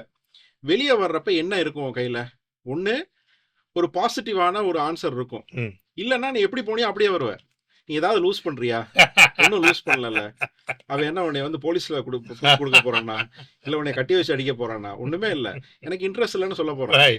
அதுக்கப்புறம் நீ வந்து அதை யோசி, ஒரு நோட்டில் எழுது. இவர் இன்ட்ரெஸ்ட் இல்லைன்னு சொன்னார்னா ஏன் இன்ட்ரெஸ்ட் இல்லைன்னு சொல்ல, நான் பேசுறது தப்பா, இல்லை நான் சரியா சொல்லையா, இதை ஒரு அனலைஸ் பண்ணு. இல்லை அவர் ஒரு பாசிட்டிவான ஒரு இது கொடுத்தாருன்னா, உன்னோட சீனியர் இருக்காரு, இல்லை என்னையே கூப்பிட, நான் வரேன், அந்த காலில் வந்து நான் எப்படி பேசுகிறேன் நீ கற்றுக்கோ அப்படின்னாரு. அன்னையிலேருந்து வந்து நான் வந்து அந்த இதை வந்து நான் ஃபாலோ பண்ண ஆரம்பித்தேன். அந்த இதே போச்சு. சரிங்களா? ஸோ இது வந்து நீங்கள் அந்த நீங்க சொன்னதுல இருந்து என்னுடைய ஒரு பழைய மெமரி வந்தது. your boss was your mentor at that point. So அருமையாக பண்ணுறேன். ஸோ இந்த ஒரு விஷயம் வந்து பார்த்தீங்கன்னா, இன்றைக்கும் நமக்கு மீட் பண்ணக்கூடிய நிறைய ஸ்டார்ட் அப்ஸ் வந்து பார்த்தீங்கன்னா, ஸ்டில் இந்த இதுவும் இருக்குது, இந்த மென்டாலிட்டியும் இருக்குது. நம்ம போய் பேசக்கூடாது, அல்லது பேசுகிறதுல ஒரு தயக்கம் அதில். ஸோ அதோடைய ஒரு தொடர்ச்சியாக தான் நான் இங்கே என்ன ஒரு ப்ராப்ளம் பார்க்குறேன் அப்படின்னா, நம்ம குறிப்பாக தமிழ்நாட்டில் நம்மளுடைய ப்ராடக்டை பற்றி, நம்மளுடைய கம்பெனியை பற்றி வெளியே சொல்லிக்கிறதுக்கு நம்ம ரொம்ப யோசிக்கிறோம். ஐயோ ஆமாம், என்ன கேட்டிங்கன்னா அந்த வெக்கம் ஈக்குவல்ஸ் துக்கம், தயக்கமே இருக்கக்கூடாது. என்னை பற்றி நான் பேசலைன்னா வேறு யார் பேச போகிறாங்க? நான் as a start up CEO, நான் தான் கம்பெனி, நான் தான் பேசி ஆகணும். ஆனால் ஒன்று அருமையாக ஒன்று சொன்னீங்க, நான் பல மேடையில் அதை பல பேருக்கு சொல்லியிருக்கேன். நம்ம அப்படி கண்டிஷன் ஆகிட்டோம், அப்படி டியூன் ஆகிட்டோம், ஏதாவது ஒன்று புதுசாக யோசிச்சோன்னா நமக்கு கெடுதல் தான் முதல்ல நம்புறோம். இப்போ நான் வந்து சொன்னேன் இல்லையா, ஒரு 15 கிலோமீட்டர் தாண்டி போயிட்டேன், எங்கள் ஆஃபீஸ்க்கு சைக்கிளில் தான் வருவேன். என்னடா ஆக்சிடென்ட் ஆகிடுச்சுன்னா என்னடா ஆகும்? நடந்து போனாலே ஊரில் ஆக்சிடென்ட் ஆகும். அதுக்காக நம்ம பயந்துட்டு பண்ணாமல் இருக்கிறது வந்து அப்படியே உல்ட்டா பண்ணுவாங்க. பாஸ் சொன்ன மாதிரி, அதுக்கு நான் ஆங்கிலத்தில் ஒரு டேர்ம் வச்சுருக்கேன், தமிழில் என்னன்னு தெரியல, பாசிட்டிவ் ஸ்பெக்குலேஷன் அப்படின்னு. ஸ்பெக்குலேஷன்னாலே என்ன, இப்படி நடக்கலாம்னு தானே யோசிக்கிறோம், நம்ம ஏன் கெடுதல் தான் நினைக்கிறோம்னு யோசிக்கிறோம். உங்கள் பாஸ் சொன்ன மாதிரி நல்லது கூட நடக்கலாம்ல, இல்லை எதுவுமே நடக்காமல் கூட இருக்கலாம். அந்த 3 இதுதான். நம்ம ஏன் அந்த நெகட்டிவ் இதுக்கு போகிறோம்? we will have to look at positive speculation. So என்ன வேணால் நடக்கலாம், நல்லதே நடக்கும்னு நினச்சா கண்டிப்பாக நல்லது தான் நடக்கும். அது ஏன் முக்கியம்? அதுவும் சேல்ஸ் இதில் பார்த்தீங்கன்னா, நீங்கள் அருமையான ஒரு எக்ஸாம்பிள் சொன்னீங்க. அந்த உள்ளுக்குள்ளே இருக்கிற தயக்கம், நம்ம இப்போ கிரிக்கெட்டில் அந்த உள்ளே இருக்கிற டவுட்டு ஆடும்போது வந்துடும். ஸோ அவுட் ஆகிட்டே இருப்போம், அதுதான் அவுட் ஆஃப் ஃபார்ம் அப்படின்னு சொல்லுவோம். But we have to look at the positive speculation. எனக்கு நீங்கள் கேட்ட கேள்விக்கு 2 பதில் இருக்குங்க. ஒன்று வந்து ஒரு ரிசர்ச் ஸ்டடி ஹஸ் ஷோன், நான் பல பேர்கிட்ட கேட்டிருக்கேன், உங்களுக்கும் கேட்டுட்டு நான் அப்புறம் பதில் சொல்கிறேன். ஒரு ஃபாலோ அப், சேல்ஸில் ஃபாலோ அப் பண்ணுறீங்க அப்படின்னா எத்தனை முறை ஃபாலோ அப் பண்ணுவீங்க? பெரும்பாலும் எல்லாம் 2 தடவை ஃபாலோ அப் பண்ணுவாங்க. அந்த ஃபாலோ அப்பும் உங்கள் முதல் உதாரணம் மாதிரி பொய் ஃபாலோ அப். அதாவது மீட் பண்ணிவிட்டு வந்திருப்பேன், ஒரு மெயில் போடுவேன், அப்புறம் யாராவது கேட்டாங்கன்னா ஃபாலோ பண்ணியா? பண்ணேன் சார், 2 மெயில் போட்டேன் சார், பதிலே வரல. இது இருக்கிற நாய்ஸி வேர்ல்டில் நான் உங்களுக்கு மெயிலில் போடலாம், வாட்ஸ்அப்பில் போடலாம், ஃபோன் பண்ணலாம், லெட்டர் எழுதலாம், மறுபடியும் நேரில் வந்து பார்க்கலாம். ஸோ ரிசர்ச்சில் இந்த 7வது 8வது ஃபாலோ அப்பில் தான் சேல்ஸ் நடக்கும்னு போட்டிருக்கு. அப்போ அவ்வளோ முறை நம்ம சந்திக்கணும், அவ்வளோ டச் பாயிண்ட்ஸ் இருக்கணும், தொழுப்புள்ளிகள், அவ்வளோ முறையில் என் பிராண்டு என்னோட இதை பார்த்துட்டே இருந்தீங்கன்னா மனசுக்குள்ளே நிற்கும். அந்த 7வது 8வது ஃபாலோ அப்பில் ஐதர் என் ப்ராடக்டை நம்பி, இல்லை அப்பா 10 தடவை வந்துட்டான்ப்பா, இவனுக்கு கண்டிப்பாக பிஸ்னஸ் கொடுக்கணும். So as a start up CEO sir, எனக்கு அந்த முதல் 10 கிளைண்ட் வேணும். நீங்கள் ட்ராக்ஷனை பற்றி சொன்னீங்க, எனக்கு என் ஐடியாவை ப்ரூவ் பண்ணுறதுக்கு, எனக்கு ப்ரூவ் பண்ணுறதுக்கே ஒரு 10 கிளைண்ட்டை முதல்ல கொண்டு வரணும். அந்த 10 கிளைண்ட்டை கொண்டுறதுக்கு அந்த மைக்ரோ மார்க்கெட் இருக்கணும், இத்தனை பேர் கொண்டு வரணும். 2வது வந்து நீங்கள் சொன்னீங்க எவ்வளவோ புதுசாக ட்ரை பண்ணணும் அப்படின்னு. எனக்கு முதல்ல அந்த 10 கிளைண்ட் உள்ளே வந்துட்டாங்கன்னா, இது நான் வந்து ராகுல் திராவிட், வீரேந்திர சேவாக் எக்ஸாம்பிள் சொல்லுவேன். என்னி இப்போ கரண்ட் ஸ்டேஜில் எடுத்திங்கன்னா கூட, போன இதில் சேத்தேஸ்வர் புஜாரா எடுத்துக்கலாம், இல்லை விவிஎஸ் லக்ஷ்மன் எடுத்துக்கலாம். எனக்கு ஸ்டார்ட் அப், நான் எதுக்கு தொழில் ஆரம்பிக்கிறேன்? எனக்கு லாபம் வரணும். It is a going concern, லாபம் வரணும். ஆனால் ஆஸ் அன் ஆண்டர்ப்ரனர் எனக்கு அந்த ஷைனி ஆப்ஜெக்ட் இருக்கும். இதை பண்ணலாமே, அதையும் பண்ணலாமே, இதையும் பண்ணலாமே. எனக்கு ஒரு எண்டில் ராகுல் டிராவிட் வேணும் சார். ஒரு எண்டில் எனக்கு விக்கெட் விழாது, கேஷ் ஃப்ளோ வந்துட்டு இருக்கும். இந்த 20 கிளைண்ட் 30 கிளைண்ட் கிட்டேருந்து வரும். எனக்கு மொத்தமாக ஃபண்டிங் தேவையில்லை. இதில் வர சர்ப்ளஸை, இதில் வர லாபத்தை அந்த எண்டு வீரேந்திர சேவை அட்ரா பட்டா பாக்கியம் படாட்டி லேகியம் அடி. அதே கான்செப்டை பிஸ்னஸுக்கு கொண்டு வரலாமே. எல்லாத்தையும் சேர்த்து ஒரே சமயத்தில் எதுக்கு பண்ணணும்? எனக்கு முதல்ல ஒரு ராகுல் டிராவிட் அந்த பக்கம் நின்றுட்டான்னா என் கேஷ் ஃப்ளோ பிரச்சனை சால்வ் ஆகிடும். எவ்வளவோ கேஷ் ஃப்ளோ, இப்போ 4 பேரை எம்ப்ளாய் பண்ணுறோம், 10 பேரை வேலைக்கு வச்சுருக்கோன்னா அந்த 10 பேர் கொடுக்க வேண்டிய சம்பளம் மாதம் மாதம் எனக்கு வருதுன்னா எனக்கு கொஞ்சம் டைம் ஃப்ரீயாக இருக்குல்ல. புதுசாக என்ன செய்யலாம், அடுத்து என்ன பண்ணலாம், இது என்ன ரிசர்ச் பண்ணலாம். ஸோ என்னோட மாடல் நான் ஸ்டார்ட் அப் சிஇஓஸ் சொல்கிறதே எவ்வளோ சீக்கிரம் முடியுமோ அந்த ராகுல் டிராவிட் விவிஎஸ் லக்ஷ்மணா பிடிச்சி வச்சிரு, சேவரு மாதிரி அங்கே இருக்கும். இந்த கிளைண்ட்டு விட்டு போக மாட்டாங்க, ரைட்? விச் கிவ்ஸ் மீ கொஞ்சம் ஃப்ரீடம். சரி, இங்கே கொஞ்சம் அடித்து பார்ப்போமே, மாட்டித்துனா அன்றைக்கி படப்படப்படன்னு வரும். ஸோ இந்த மாடல் கண்டிப்பாக start up CEOs have to take in. என்னோட மென்டர் ஜேகே சொன்னது நான் எல்லா மாடலையும் சொல்லுவேன். நான் 2வது கம்பெனி ஆரம்பிக்கும் போதும் அது தேர் ஆர் ஒன்லி 3 ரூல்ஸ் அப்படின்னாரு. என்ன ஜேகே அப்படின்னா, number 1 customer acquisition, number 2 customer acquisition, number 3 customer acquisition. Start up என்றாலே முதல்ல கஸ்டமர் அக்விசிஷனில் தான் ஃபோக்கஸ் பண்ணணும். அதுவும் தேர்ந்தெடுக்கப்பட்ட எனக்கு தேவையான சரியான கஸ்டமரை நான் தான் தேர்ந்தெடுத்து உள்ளே கொண்டு வர வேண்டும். ஏன்னா அவங்க என்னோட எக்ஸ்டெண்டட் சேல்ஸ் டீம் ஆகிடுவாங்க. Then it becomes a referral game for me to grow. ஆனால் முதல் 10 கஸ்டமரை எவ்வளோ சீக்கிரம் கொண்டு வரணும், அந்த அந்த பாசிட்டிவ் லூப் உள்ள வரும் இல்லைங்க. ஒரு ஆடுறோம், ஒரு 2 பவுண்டரி அடித்தாலே ஆட்டோமேட்டிக்காக நமக்கு அடாடா இன்னைக்கு நம்ம நாள் அப்படின்னு தெரிஞ்சிடும். அதே தான் என்னோட ரெஸ்பான்ஸிங்க. இப்போ இதில் நம்ம சேல்ஸாக இருக்கட்டும், மார்க்கெட்டிங்காக இருக்கட்டும், நீங்கள் சொன்ன இப்போ இந்த கடைசியாக சொன்ன இந்த கஸ்டமர் அக்விசிஷன், இதில் இருந்து ஒரு தொடர்ச்சியான அந்த ஒரு நீட்சியான ஒரு கேள்வியாக இன்னொரு பாயிண்ட் கேட்குறேன். எகெயின் நான் மீட் பண்ணுற ஸ்டார்ட் அப்ஸில் நான் பார்க்குற இன்னொரு ப்ராப்ளம் வந்து பார்த்தீங்கன்னா, இந்த சேல்ஸ் அண்ட் மார்க்கெட்டிங்கை புரிதல் இல்லாத பற்றி நம்ம நிறைய பேசணும். இன்னொரு மேஜர் ப்ராப்ளம் வந்து ஒரு ப்ராடக்டை பண்ணிடுறாங்க, அவங்களுக்கு தெரிஞ்ச ஒரு ப்ராடக்டை பண்ணிடுறாங்க. அது நல்ல ப்ராடக்டாகவும் இருக்கலாம், சரிங்களா? ஆனால் அவங்களுக்கான நீங்கள் ஏற்கனவே நீங்கள் டச் பண்ணீங்க, அவங்களுக்கான கஸ்டமர் யாருக்காக பண்ணுறோம் அப்படிங்கிறதுல வந்து அவங்களுக்கு வந்து ஒரு நிறைய அட்டென்ஷனே கொடுக்கறது இல்லை. சார், இந்த ப்ராடக்ட் நான் ரெடி பண்ணிட்டேன், எனக்கு இதுக்கு ஃபண்டிங் வேணும், இவ்வளோதான் மோஸ்ட் ஆஃப் தி ஸ்டார்ட் அப்ஸோடைய ஒரு ஆஸ்கா இருக்குது, சரிங்களா? யார் உன்னுடைய மார்க்கெட் அப்படின்னா ஏதோ ஒன்று சொல்கிறாங்க, உலகமே மார்க்கெட்டு தான். அது இனவே அது லாஜிக்கலி கரெக்டாக இருக்கலாம், சரிங்களா? ஸோ அல்லது எனக்கு இந்த இந்த இந்தியாவில் இருக்க அத்தனை பேரும் தான், தமிழ்நாட்டில் இருக்க அத்தனை பேரும் என் கஸ்டமர் தான், அல்லது இந்த ஏஜ் குரூப்பில் அப்படின்னு ஏதோ ஒன்று சொல்லுவாங்க, சரிங்களா? இந்த இடத்துல ஏன்னா ஈவன் நம்ம இந்த டிப்பிக்கலாக ஒரு இந்த வெரி ஃபேமஸ் பிஸ்னஸ் மாடல் கேன்வாஸில் கூட அந்த கஸ்டமர் செக்மெண்ட்னு ஒன்று இருக்குது. இந்த கஸ்டமர் செக்மெண்ட் வந்து ஒரு ஆண்டர்பிரனருக்கு எந்த அளவுக்கு முக்கியம், அவர் எந்த அளவுக்கு அதை ஃபோக்கஸ் பண்ணணும்? ஒன்று, நமக்கு அந்த புரிதல் வந்து விட்டது என்றால் த ஹோல் வேர்ல்டு உலகமே என்னோட கஸ்டமர் கிடையாது. ஆரம்பத்தில் லேட்டர் இந்த டாடா பிர்லா ஆச்சுன்னா then you can say that. But நான் சொல்கிறது ஸ்டார்ட் அப் சிஇஓக்கு யாருக்கு என்ன பிரச்சனை, அது பெயின் பாயிண்டான்னு கண்டுபிடிக்கணும். வலியா? நான் பல பேரை கேட்குறது, இப்போ ஒரு இன்டர்வியூக்கு போகிறீங்க, இன்டர்வியூக்கு போகும்போது சட்டை கிழிஞ்சு போச்சு, என்ன பண்ணுவீங்க? உடனே எங்கேயாவது நிறுத்தி அடுத்த கடையில் சட்டையை வாங்கிட்டு போவோம். ஏன்னா அந்த டைமில் எனக்கு அது ஒரு வலி.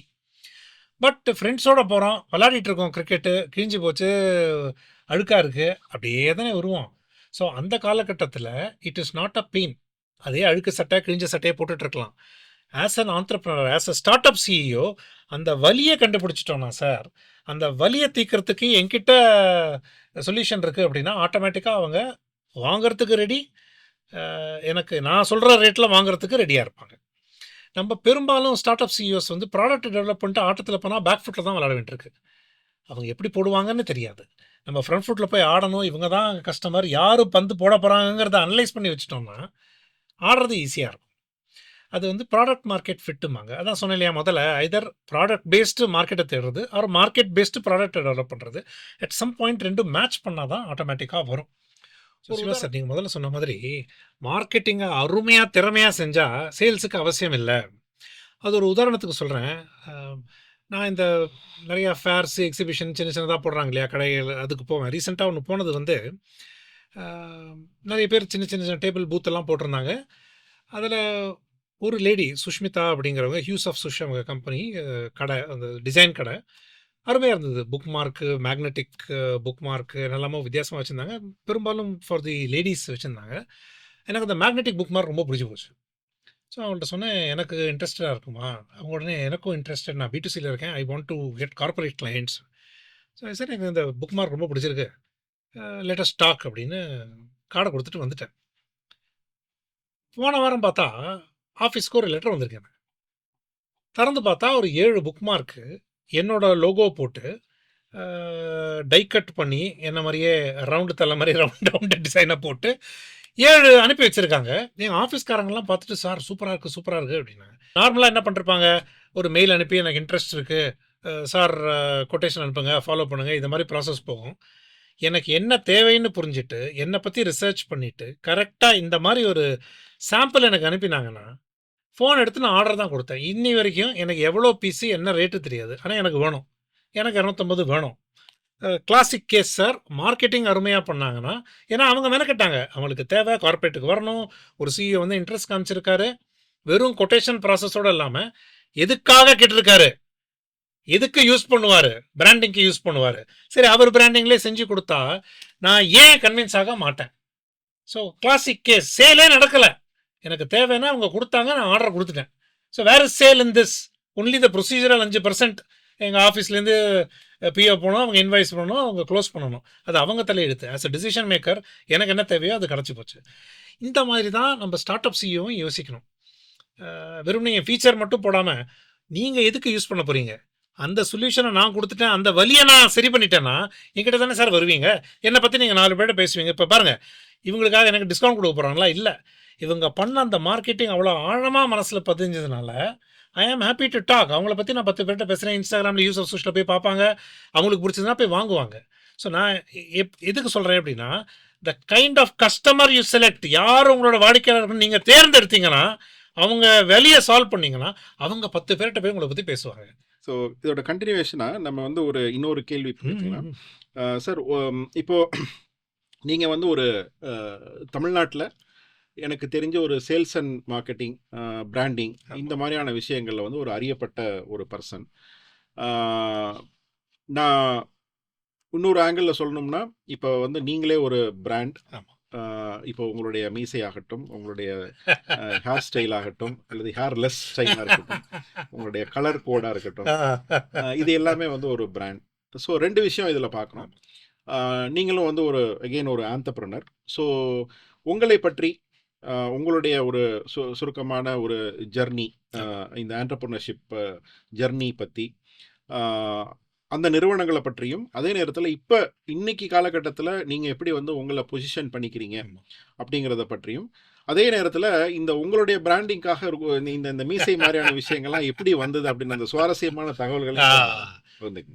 ஸோ நீங்கள் வந்து சிவா சார் அந்த சேல்ஸ் இன்டர்ன்ஷிப் அப்புறம் நேராக ஆண்டர்பிரினர்ஷிப்பில் குதிச்சிட்டிங்க.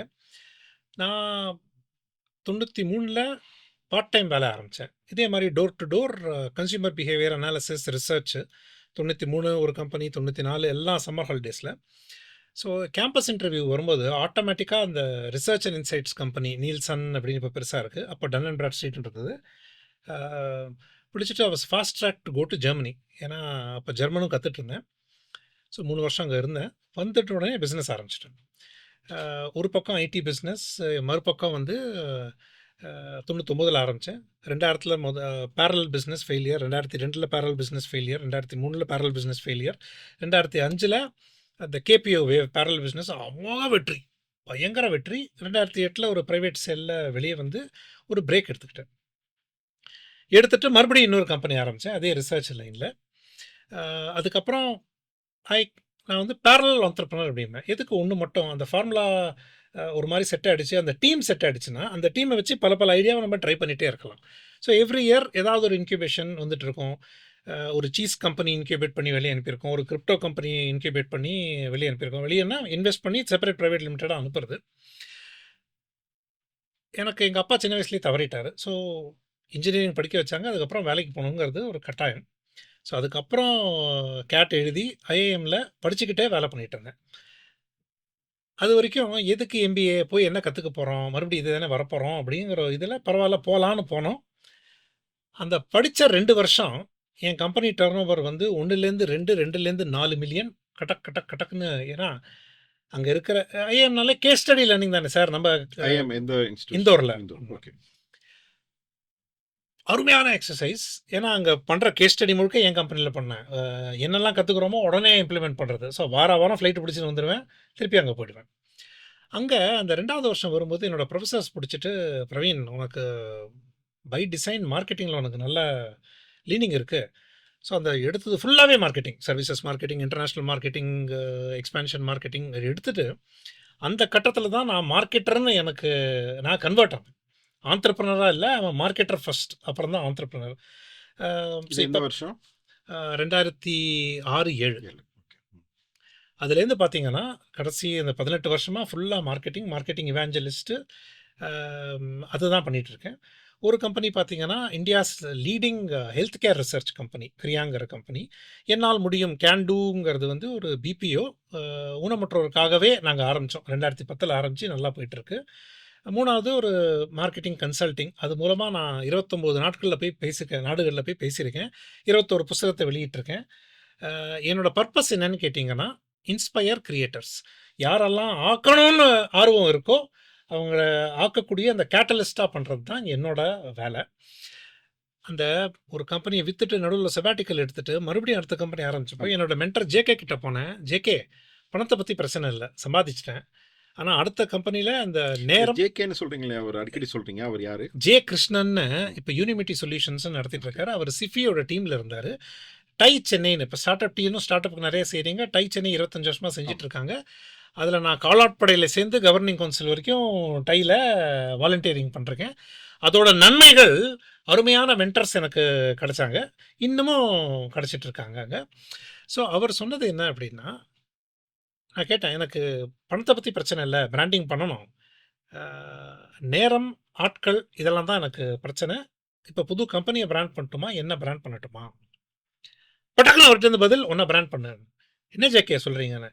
நீ இப்போ தான் கம்பெனியை விற்றுருக்க, நீ இப்போ ஆரம்பிக்கிற கம்பெனி விற்கலாம், வளர்க்கலாம், மூடலாம், என்ன வேணால் செய்யலாம். ஆனால் நீ சாகிற வரைக்கும் நீ. ஸோ இதுவா அதுவான்னு வந்ததுன்னா நீ பணத்தை உண்மையில போடு அப்படின்னாரு. அப்போ தான் என்னோட பர்சனல் பிராண்ட் ஜேர்னி ஆரம்பிச்சது. Also logical. ஏன்னா ஒரு பாயிண்ட் வரைக்கும் என்னோட பிராண்டு தான் அந்த ஸ்டார்ட் அப்புக்கு அவசியமாக இருந்தது. Transfer of trust. நான் உங்களை நம்புகிறேன், நீங்கள் என்ன ஆரம்பிக்கிறீங்களோ உங்களுக்காக நான் அதில் பண்ணுறேன். ஒரு காலகட்டத்தில் பார்த்தீங்கன்னா அந்த கம்பெனிக்கே அதோட பிராண்டு வந்துடும். இந்த கம்பெனி நல்ல கம்பெனிப்பா, அருமையான கஸ்டமர் சர்வீஸ். அது வந்ததுக்கப்புறம் 2 கோடுகள் மாதிரி போகணும். ஏன் மீசை? முதல்ல ஏன் இந்த மண்டை? அது எங்கள் அப்பா விட்ட சொத்து, பாரம்பரிய சொத்து, அதை ஒன்றும் பண்ண முடியாது. 2வது, நீங்கள் என்ன முதல் முறை பார்க்குறீங்கன்னு வச்சுக்கோங்களேன், பார்த்த உடனே நீங்கள் எதை நோட்டீஸ் பண்ணுவீங்க? மீசையை தான் நோட்டீஸ் பண்ணுவீங்க. அதே 2 கோடுகள் தான். ஒரு கோடை விட இன்னொரு கோடு பெருசாக இருந்தால் நீங்கள் சின்ன கோடை பார்க்க மாட்டீங்க. பார்க்குறவ யாரும் என் சொட்டையை பார்க்க மாட்டாங்க, எல்லாம் மீசையை தான் பார்ப்பாங்க. ஆட்டோமேட்டிக்காக ஆகிடும். ப்ளஸ் சுற்றி இருக்கிற கூட்டம், சிவா சார், என்னோட வெண்டார் கூட்டமுமே எனக்காக யோசிக்கிற கூட்டம். என்னோட ஸ்டேக் ஹோல்டர்ஸ் என்னோட பார்ட்னர்ஸ் தான்.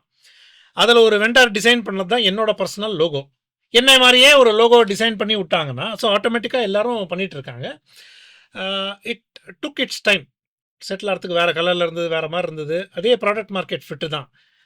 போக போக போக அதை பிராண்டிங் என்றால் லாங்கர் டேர்ம் கேம். இப்போ ஐ எம் நோன், தமிழ்லையும் சரி 2-3 ஹிந்தி டாக்ஸும் கொடுத்துருக்கேன், across the world. Marketing, branding, அதுக்காக நான் மீதியெல்லாம் செய்கிறதுன்னு இல்லை. பட் ஆண்டர்ப்ரனர்ஷிப் பொறுத்த வரைக்கும் நான் ஒரு மார்க்கெட்டர். இதை தவிர I am high altitude trekker, award winning national geographic award winning photographer. என்னோட 2 ஃபோட்டோஸ் இப்போ மியூசியம் ஆஃப் கோவாவில் டிஸ்பிளே ஆகிட்டுருக்கு. ஸ்கியூபா டைவிங் கற்றுட்ருக்கேன், கிராவ் மாகா கற்றுட்ருக்கேன். இது எதுவுமே ஆண்டர்ப்ரனர்ஷிப்புக்கு டைரக்ட் ரெலவென்ஸ் கிடையாது. ஸோ அதெல்லாம் ஹாபீஸ், இது தொழில். அதை நான் யாருன்னு நான் கிளியராக புரிஞ்சுக்கிறது தான் மார்க்கெட்டிங். அதுக்கு ஏற்றது தான் பிராண்டிங். அப்படி உருவானது தான் என்னோட பிராண்டிங். இதுக்கு பல பேர் ஹெல்ப் பண்ணிருக்காங்க. எனக்கு கிரிட்டிக் சர்க்கிள் ஒன்று இருக்குது சிவா. எப்படின்னா, என்னை நல்லா புரிஞ்சிருக்கிறவங்க நேருக்கு நேர், ரொம்ப கேவலமாக இருக்குது, இது சரியா இல்லை, இன்னும் கொஞ்சம் பெட்டராக பண்ணலாமேங்க சொல்கிற கூட்டம். அதாவது நெகட்டிவாக சொல்கிற கூட்டம் ஒன்று இருக்கும். பட் நமக்காக நம்ம வளரணும்னு ஒரு கிரிட்டிசிசம் சொல்கிறாங்க இல்லையா, அந்த கூட்டம் நம்மளை சுற்றி வச்சுக்கணும். அது அந்த கிரிட்டிக் சர்க்கிள். நான் என்னைக்காவது பாதை மாதிரி சைடில் போகிறேன்னா, டேய் எதுக்கு அதை பண்ணுற, அதுக்கும் இதுக்கு என்ன சம்மந்தம்னு கேட்கறதுக்கு ஒரு 4 பேர் வேணும் இல்லையா. அது மியூச்சுவல் ரெஸ்பெக்ட். ஏன்னா அவங்க மார்க்கெட்டிங் சொல்லும் போது நானும் கேட்பேன். So, அந்த கூட்டமும் அவசியம். எனக்கு காட் வில்லிங் ஒரு நல்ல அந்த மாதிரி ஒரு கூட்டம் அமைஞ்சிருக்கு. தானாக சேர்த்த கூட்டம், அவங்களா சேர்ந்த கூட்டம், அது மிக மிக அவசியம். ஏன்னா என்னோட அந்த வைடர் சர்க்கிளில் நீங்களும் ஒன்று, as I am part of your circle. So personal branding மிக மிக முக்கியம். ஸ்டார்ட் அப் சிஇஓக்கு 100% முக்கியம். ஏன்னா நீங்கள் உங்கள் நிறுவனம் யார் என்ன செய்கிறாங்கன்னு தெரியாது, ஆனால் எனக்கு உங்களை தெரியும். அந்த நம்பிக்கையை நான் கம்பெனியில் ட்ரான்ஸ்ஃபர் பண்ணுவேன். So it is necessary. அருமை அருமை. பிரவீன் சார், இப்போது நம்ம வந்து இந்த கன்வர்சேஷனில் வந்து பார்த்திங்கன்னா ஒரு பல விஷயங்களை பற்றி பேசியிருக்கோம். ஒரு மாற்றம் ஒன்றே மாறாதது, அது அதனுடைய ஒரு ஒரு எக்ஸ்டென்ஷனாவோ ஒரு மேனிஃபெஸ்டேஷனாவோ எப்படி இன்னைக்கு காலகட்டத்தில் கம்பெனிகள் உருவாகுது, அது வந்து ரொம்ப ஒரு நாலேஜ் ட்ரிவனாக இருக்குது. அதனுடைய இம்பார்ட்டன்ஸ் ஒவ்வொரு சின்ன சின்ன விஷயத்துலையும் நம்ம வந்து நிறைய பழைய மாதிரி வந்து ஒரு டெம்ப்ளேட்டைஸ்டாக பண்ண முடியாது. மார்க்கெட்டிங்னா என்ன, சேல்ஸ்னா என்ன, B2Bனா என்ன, B2Cனா என்ன, ஒரு ஃபவுண்டருடைய மென்டாலிட்டி எப்படி இருக்கணும், இதில் வந்து இந்த மாதிரி ஒரு ஒரு ஒரு ஸ்ட்ரக்சர்டு கான்செப்ட்ஸ் தாண்டி வந்து சின்ன சின்ன நுணுக்கங்கள். நான் ஒரு ரொம்ப ரொம்ப ஆழமாக புரிஞ்சுக்கிற ஒரு விஷயம் என்னென்னா, இந்த சக்ஸஸுக்கு நிறைய ஸ்டார்ட் அப் கம்பெனிஸோட அல்லது ஒரு இண்டிவிஜுவல் ஃபவுண்டர்ஸோடைய சக்ஸஸ்க்கு வந்து இந்த மாதிரி ஒரு ஸ்ட்ரக்சர்ட் கான்செப்ட்ஸை வந்து அவங்க கான்செப்ட்ஸோ பிரின்சிபல்ஸோ இதை ஃபாலோ பண்ணுறத அதே நேரத்தில் அந்த சின்ன சின்ன நுவான்சஸுக்கு வந்து எந்த அளவுக்கு அவங்க இம்பார்ட்டன்ஸ் கொடுக்குறாங்க, அந்த நுவான்சஸை எப்படி வந்து அவங்க உள்வாங்கிக்கிறாங்க, அது ரொம்ப முக்கியம்னு நான் நினைக்கிறேன். ஏன்னா அந்த ஒவ்வொரு பர்சனுக்கும் ஒவ்வொரு ப்ராடக்ட்டுக்கும் ஒவ்வொரு கம்பெனிக்கும் அந்த தேவைகள் வந்து மாறுபடுது, கான்டெக்ஸ்ட் மாறுபடுது, காலம் மாறுபடுது, கஸ்டமர் மாறுபடுறாங்க. ஸோ இந்த மாற்றங்களுக்கு ஏற்ப வந்து எப்படி வந்து அந்த நுணுக்கங்களை அவங்க வந்து அவங்க அரைவ் பண்ணிக்கிறாங்க, அந்த நுணுக்கங்களை எப்படி புரிஞ்சுக்கிறாங்க, அதை எப்படி வந்து அதில் இம்ப்ளிமெண்ட் பண்ணுறாங்க அப்படிங்கிறது ரொம்ப ரொம்ப முக்கியமான விஷயம். அண்ட் இது ஒரு இந்த கன்வர்சேஷன் இவ்வளோ நேரம் வந்து பார்த்தீங்கன்னா ஒரு மாஸ்டர் கிளாஸ் மாதிரி இருந்தது. ஆனாலும் வந்து நான் இதை பார்த்துக்கிட்டு இருக்கக்கூடிய ஸ்டார்ட் அப்ஸ்க்கு என்ன சொல்ல போகிறேன், என்ன சொல்ல விரும்புகிறேன் அப்படின்னா, இது வந்து ஒரு மாஸ்டர் கிளாஸுக்கான ஒரு அவுட்லைன் மாதிரி தான். இதுக்குள்ளே வந்து நம்ம நிறைய டெப்த்து வந்து இருக்குது. கண்டிப்பாக மேபி வரக்கூடிய சில எபிசோட்ஸில் வந்து இப்போ சேல்ஸ் மட்டுமே வந்து நம்ம நிறைய பேச முடியும். சேல்ஸில் ஒவ்வொரு சின்ன சின்ன விஷயங்கள் நம்ம பேசுன மாதிரி கோல்டு காலிங்னா என்ன, வார்ம் காலிங்னா என்ன, ஹாட் காலிங்னா என்ன, இதை பற்றியெல்லாம் நம்ம பேசலாம். அதுக்கான டைம் லைன் என்ன,